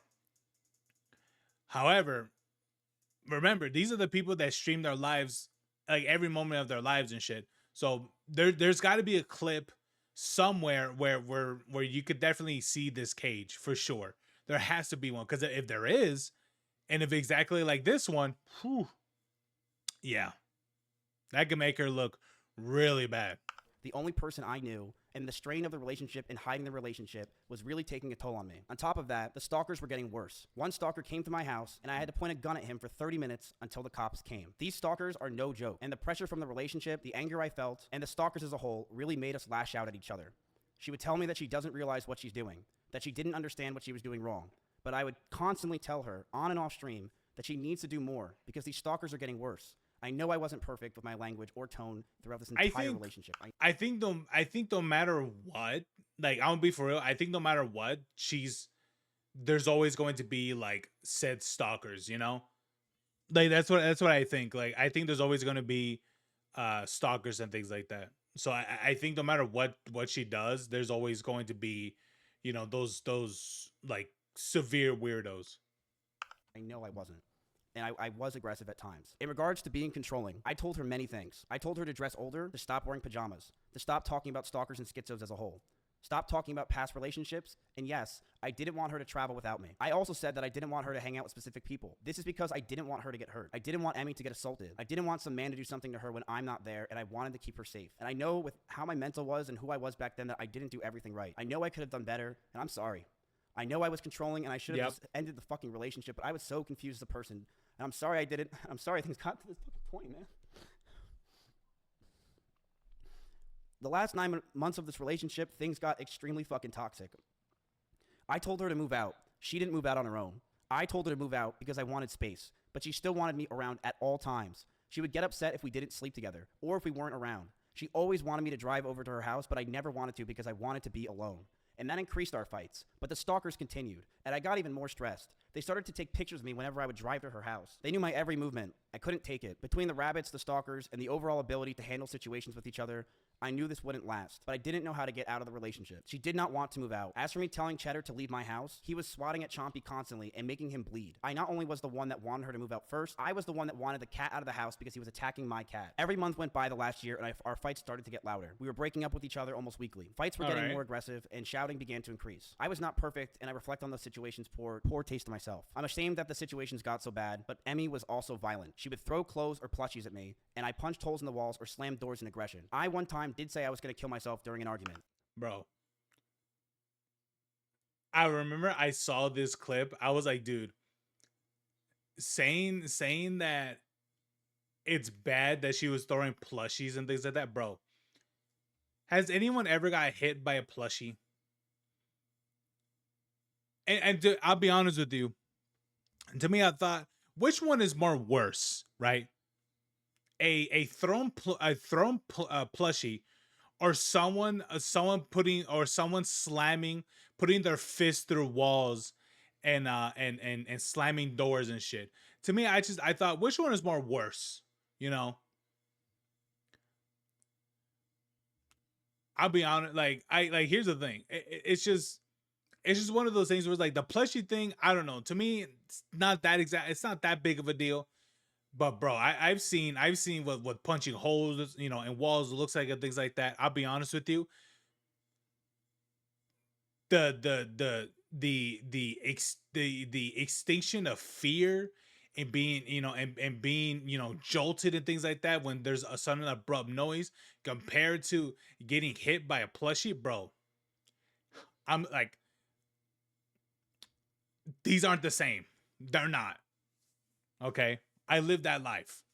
I lived it. I'll be honest with you. A plushie ain't that bad compared to fucking actual fist swinging. I lived that life. But Emmy did this as well numerous times. She would constantly say she's going to kill herself in arguments, and I have a picture where while I had a gun pointed at one of her stalkers who came to my house while she was in Kansas, she told me she was going to kill herself out of aggression of the situation while it was happening. This is the situation. I told her that a stalker's at the house. I'm freaking out. What is happening? Can you call me? I'll call you. I literally want to kill myself. I can't take this anymore. I feel so alone and like a problem. Just want to show this. She was also using the I want to kill myself a lot in our situation and relationship. This is while I had a gun pointed at one of her stalkers. This stalker who was at my house, his background picture was Emiru. And when he talked to the cops, he was in love with her and thought that she was talking to him. It is disgusting what these stalkers can do. I will say this. The fact that this guy came to my house and the result of it was a cop brought him down the street to a QT, which is a 7-Eleven, 15 minutes away, and that's all they did, is terrifying for these girls and terrifying for the situation in general. I knew that the relationship wasn't healthy at this point. I knew we had to end it and soon. One day, Emmy posted a very provocative picture, one that she knew I would hate, and she posted it to make me upset. She admitted that she made me upset with it, and we got into a heated argument, and I broke up with her. We broke up for about a month, then got back together because we thought we can make it work. We went to get food at BJ's, a common place where we would get food, and then we went back to her house.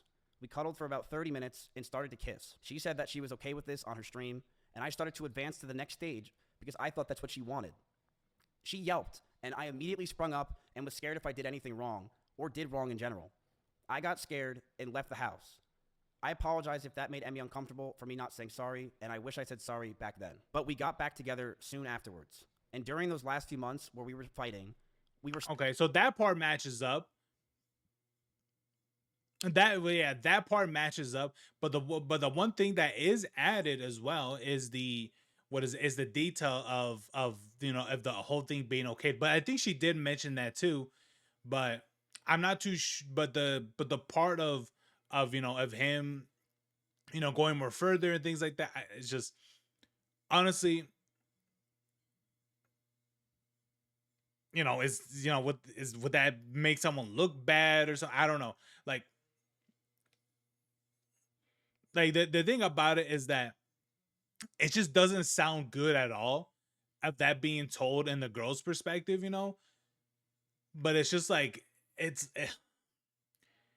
I think when there are situations like this happening, I'll be for real. I don't think sex should be involved, especially when something like this is happening, especially when two of the people are in such not exactly in full agreement about, you know, what's going on in the relationship. You know, it's just, yeah. Still fighting, but it did feel like the relationship had good progress, and we were both agreed we need to talk about our future. Since it's been 3 years, we should see what we want, and Emmy had an idea to write down everything we wanted on paper. I'm gonna let everyone know that what I'm about to say is very true. This is exactly what happened, and she cannot argue this. One day, after staying over Emiru's house, Emiru made me breakfast, and she wrote down everything she wanted. She wrote she wants me to move closer to her, she wrote that she wants me to marry her, and she wants kids with me in the next 5 years. And I just looked at this letter that was staring in front of me, and I just handed her back the paper. She began to cry, and I told her, I'm sorry, I just can't do this anymore. I knew we were just beyond the point of toxicity in the relationship, that our trust had completely died, and that we had so many issues that I couldn't deal with it, and I was not mentally well. I walked away. I went to her door, and as I opened it, the last words I ever heard her say is, don't go, I love you. That week, I made flights to Japan because I didn't want to sit around and wait to possibly get back together again. I have never talked to her in person since. I have messaged her numerous times wondering why I had been removed from OTK, Discords, and I was very scared because I didn't know what was going on. Nobody was talking to me or contacting me, and I have had so much regret. Right. Times where I wanted to go back, times where I've drunk messaged her love letters, as you saw on stream. But after 10 months, I know... Bro, yeah, we did see that love letter.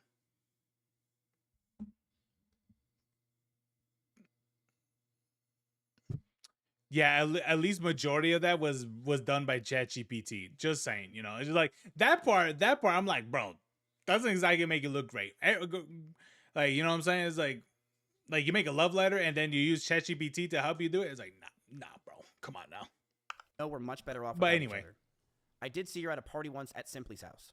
The house was very small, and I opened the door. I said, whoops, and proceeded to talk in the other room about what I possibly did wrong, and began to bawl out and be depressed because I just saw my ex-girlfriend. I want to make it very clear. I was not following her, nor lingering around her. I was with others the entire night. The house is about 2,000 square feet with about 50 people there. I, of course, was near her, but I was never following her. This year has been very hard for me, and I'm sure for her. I even went to Japan and drank every single night just to sleep. Going from being with each other for 3 years straight and trauma bonding to be completely alone is such a difficult thing for both of us. I began therapy in February of this year with EMDR therapy, something she recommended me when we were dating. I'm very happy to say that I feel better than ever, and I've gotten a lot of the stress I've had away. I've also moved from Austin myself, and I've had a lot of trauma lingering from there as a whole, and I feel a lot better from that. I truly hope nothing but the best for Emmy. I know she said a lot of these things today, and I do believe a lot of them were false, but I do hope nothing but the best for her, and I'm sorry that any of this happened. I hate that we're in this situation, and I hope that she can move on. We were in a toxic relationship. I saw that. I've realized over the years of 2 relationships now online that I'm a horrible boyfriend and I have a lot to work on for myself. I've been single for the past 10 months, and I plan to stay that way. I'm continuing to go to therapy and work on myself, not just for me, but for the people around me. If you're wondering if it's scripted, the answer is, of course it is. I wrote it out because I cannot freeball this. This is a very serious situation. I want to make this real, and that's it. Okay?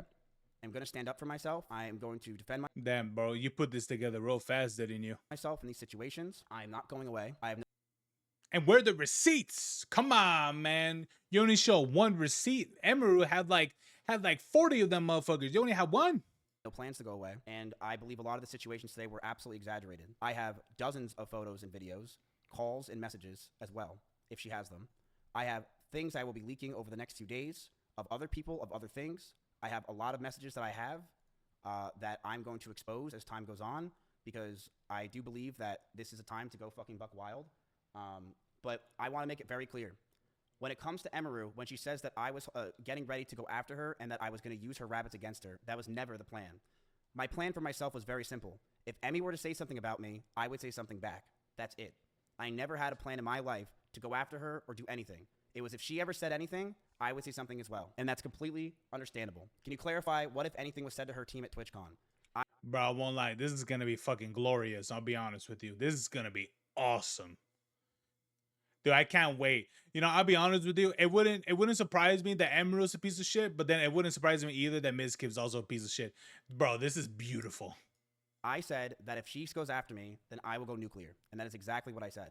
And that is what's going to happen, because you can't mess with me anymore. I don't have anything to lose. I'm sorry I don't. Go after me all you want. I have nothing to lose. And I will say this proudly. Emiru abused those rabbits. She did. And if you're in Austin, Texas, and you want to say that she didn't abuse those rabbits at my house, you're lying. You know she did. She abused those rabbits and she left them outside, and it's disgusting. And I didn't want to bring this up ever. This was not something I planned on bringing up in my life, but it's something that she claims that she didn't do, and people are trying to defend her from that, like Asmongold, where he says that one of her rabbits she took and brought around. What about the other 6 rabbits that died? As for what happened with me and Emiru, I mentally have been fucked up for years, and I'm very proud of myself for working on myself. And I think leaving Austin was the best thing, not just for me, but for everyone around me. I do believe that. I fucked up a lot, and I'm never gonna not admit that. And I realized I need to be alone. I never got kicked out of Austin, Texas. I left myself. I'm absolutely mentally fucked. I have been slowly working on it. Really, because everyone else says otherwise. I do feel like I've been getting better. I feel like I'm very calm right now. I don't feel stressed. I don't even feel angry. I feel that every day I'm trying to learn more and more and do better, but I'm going to stand up for myself in a lot of these situations because a lot of it was not true. And I don't like that she was portraying that it was just me who was at fault. It was a toxic relationship, and that's what it was. Why was viewership so important? I will bluntly say this, and I'm very honest. I was, and I still am, but I very much was someone that was massively obsessed with streaming and viewership. And when my cancellation happened, and even before it, I mean, it's something you guys know. I've been massively obsessed with streaming and viewership over the years, and it's disgusting and it has ruined my fucking life. It is something that I am envious of others. I am angry at others because of it. It makes me jealous when I see others doing well, and it has made me realize that I am I'm never happy for someone else if they're doing much better than me. You guys know this is true if you watch my old stream. I've always been this way. I've been very envious of other people, and it's a problem. It's a serious. I'm definitely way better than I was now, or I am now, but it's a serious problem that I am still working on to this day. I am not perfect, and I fucked up with that. I've been this way. Oh yeah, 1000%. Yeah, dude, I won't lie. Envy, it is definitely a killer for a lot of people, especially the ones who really who are really chasing that dollar. Oh yeah, that is something that a lot of people would definitely hurt themselves for, you know, and destroy a lot of things in the process as well. Oh yeah, very fucking long time.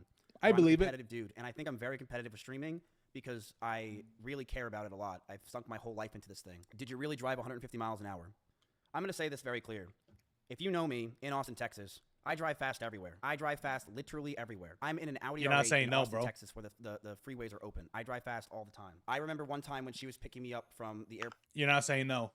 And she was in her blue Corvette, and she started the speed when we were on a straightaway when she was getting mad, and she stayed quiet. I don't remember the exact speed she got up to, but we were definitely flying. But I'll say this. I have no problem admitting fault. The person that I was during that relationship, and I would say the misfit in Austin, Texas, is fucking disgusting. I hated myself. I hated this person that just sat there all day, stressed and angry and mad at the fucking world. I hated being this upset person because I know you are who you hang out with. And I definitely changed Emmy in a lot of ways and made her very stressed as well, and mentally the situations we were in, it just cataclysmed both of us. I was a very toxic person, and I knew I needed to get out, so I broke up with her. In fact, I broke up with her twice. The first time I broke up with her, I really thought it was over. And the second time I broke up with her was forever. I did message her a lot afterwards, primarily for OTK stuff, but there were times where I did want to go back to her. I'm not going to pretend I didn't. I was drunk. I thought I needed to, but yeah, that's it. I don't think there's really anything else to talk about. This is something I think that we went over, and I am glad that it is out there, what I just said. And that's it. So that's it. I said what I had to say. I appreciate you guys listening, and I will be back. I'm not leaving anytime soon. All right, that's it, guys. Thank you guys for watching. I appreciate it. I feel like if he established that as a boundary not to post very early on, first year, and they were together and been around for like years together, this is my take. I'm going to assume that she knew and accepted that boundary. So now we can make whatever you say about him, and you'll be right. You say, oh, he's a controlling fucking controlling psycho, whatever. Then people are gonna say they're insulted, insecure. I agree, insecure bitch, 100%, definitely, right? Yeah, and I think everyone would agree to that. That's 100%, right? Yeah, even I felt the same way about that too. When he said that, I was like, yeah, honestly, it's completely, it's fine for, you know, for there to be, for there to be, obviously boundaries, right? Especially if you're someone that tends to, like, you know, I don't know, maybe, I guess like clip farming or whatever the fuck. And if you have that said boundary and things, established, especially very early in your relationships, it's like, yeah, I can understand why he will get very upset at that for sure. Oh yeah. Unfortunately, it's I feel like since it was established early on, it's something that she was okay at the time at least. Yeah. So that's where I'm at on that, and I would be more than willing to understand, or you have to walk me through how what I just said is wrong. It's still wrong though. I'm gonna be honest with you. I think the truth lies in the middle, definitely. As in, he makes it seem like it was only boundary, whatever, and it seems like when I listened to her, it was more like, oh yeah, he was doing this, he was doing that. I think it's probably a little bit of a wiggle room in the middle, but I don't fucking know. I'm not. I'm making my take with the information I'm given. That's it. What can I do? What else can I do? True. Yeah, so I do absolutely think though that with that in mind, that the throwing stuff around, I gotta be honest with you, more than likely malicious for sure, and he would have to atone for that or completely debunk it, which would impress me. But I'm not trying to be rude, right? Like I'm not trying to be like assumptuous or weird about it. I think definitely more than likely. About the essay thing, you guys are gonna. I feel like it's not, even though my take is rooted in complete reality. I feel like people are not gonna want to listen because it's a moment where somebody is obviously went through some trauma. Obviously, Emmy was spilling her heart out, right, and giving her story, and I respect that. I gotta respect that. And with what she said as an event, I can see how this plays out for him and for her in their own perspective, right, and be in a way where nobody's completely far out in like the absolute wrong, because it's a big read the room moment, and if both don't read the room. And Miz doesn't read the room at all, right? Him standing up kind of absolves them of misreading the room. Sorry, that's my take. My take is that, okay, let's say you're deluded. Okay. This is true. This is also a matter of perspective as well, because there's definitely moments where I have seen where when it comes to some people mentioning their positions of things that happen to them and or things that happen to her and things that happen to him, for sure there's definitely interesting differences of events that have occurred in what is in that person's own mind and such. And so could that have been the same for what is it, for Emiru as well for Mizkif? I highly believe so, yeah. You know, could have actually been, you know, maybe to her it was sexual assault, but to him it wasn't that at all and such. And so yeah, or maybe to him, maybe he felt like he took it too far or whatever. It yeah, like yeah, absolutely. Because I've definitely seen seen situations like that where that when you got the perspectives of between both people, sometimes some people can definitely match up their you know their events one to one, right, or practically very similar. But then there are others where the events are completely told differently and each of their own perspective. Oh yeah. So could that have happened to Emiru of what she saw compared or maybe what she saw, what she felt comparatively to Mizkif? Oh yeah, for sure. Okay, you're horny. But I still think the whole thing about like him punching walls and things like that, I do feel like that one was a bit out there for sure, you know. Let's be honest. Most guys are. Then some traumatic thing happens. Yep. Right. Some crying ensues. Clearly, it's a heavy moment. Right. It's a heavy moment for her, definitely. Right. And she's having probably a hard time. Right. And she's being emotional, whatever. Right. She probably expects to be given time, understood, comforted with words of affirmation, some form of comfort, whatever, right? And then she doesn't get that, right? That is with since I was watching your stream, that probably was what I was looking at, right? She's probably having a hard time, right? And she wants something positive. Yes, interesting. Okay, good.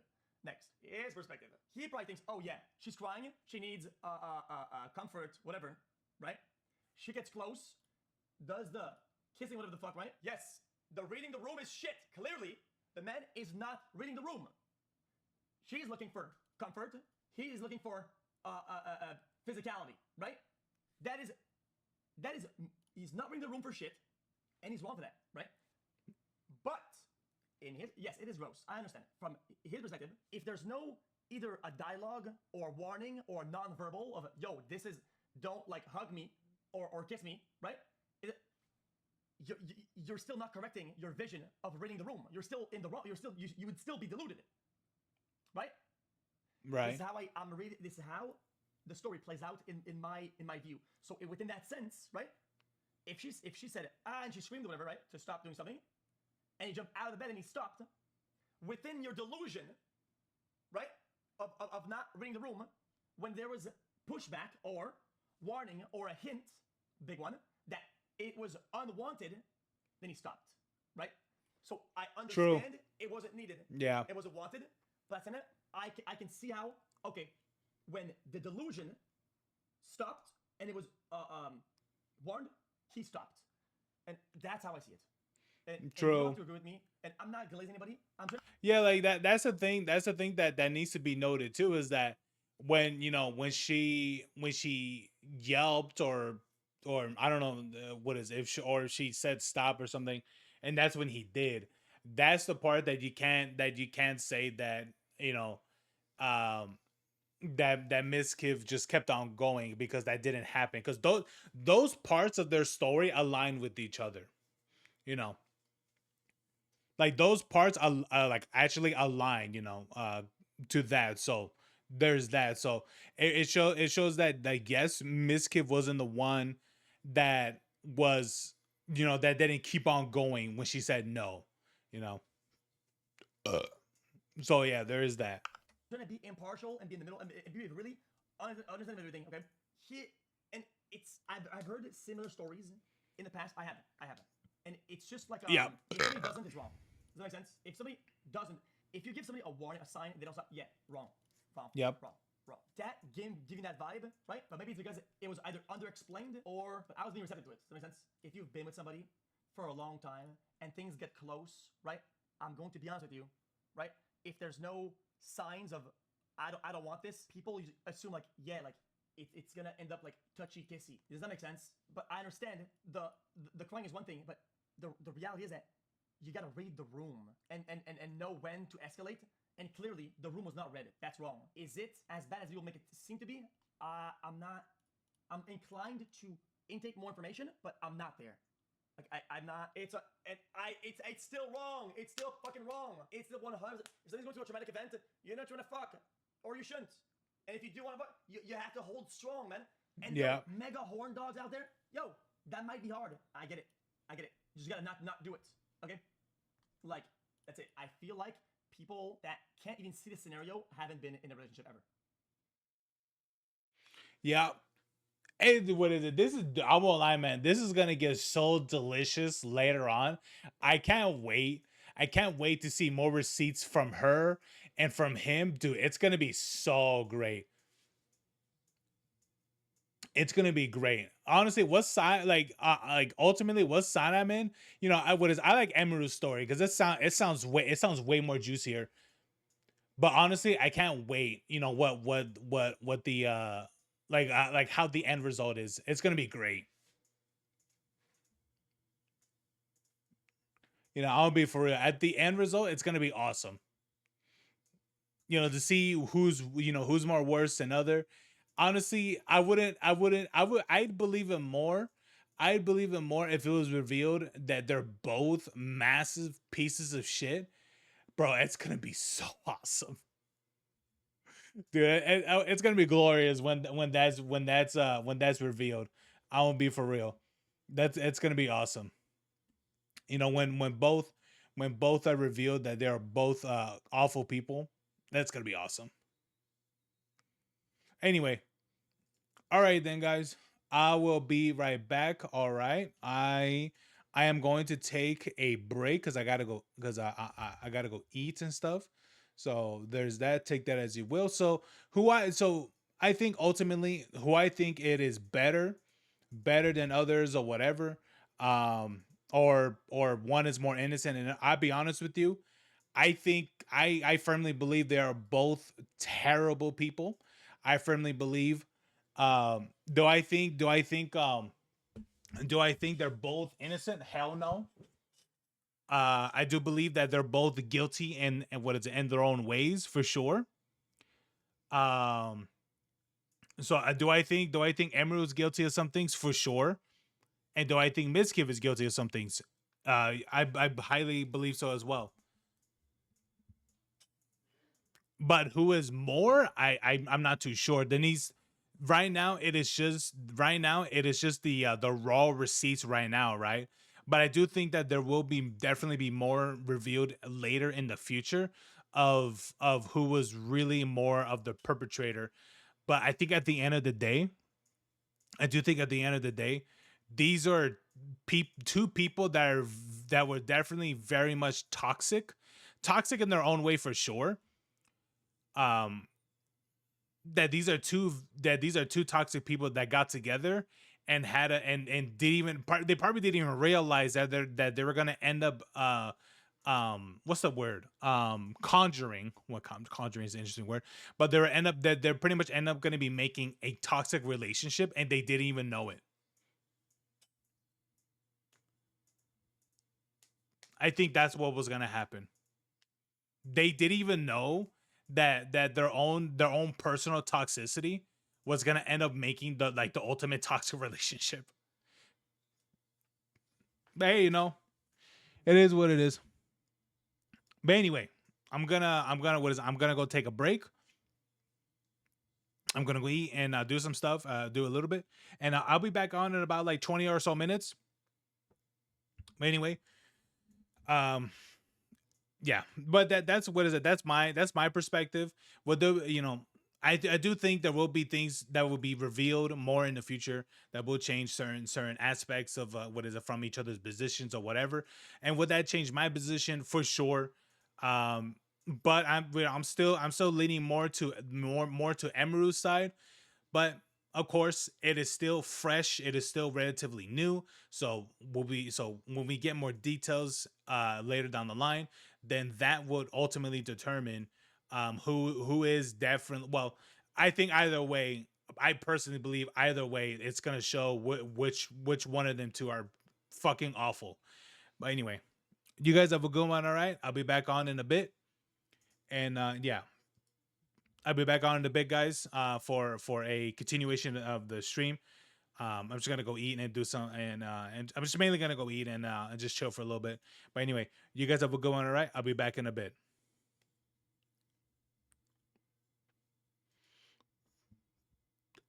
Oh man, so much drama. I can't wait. I can't wait till more things come out in the future. It's gonna be awesome. I'll be for real. It's gonna be awesome. I want to see who is the biggest piece of shit out of everyone. And you know what? I it would be so interesting. It turns out it was Emiru, the one that was the most awful from what is it compared to Mizkif. It's gonna be so. God, I hope so. It's gonna be so awesome. Anyway.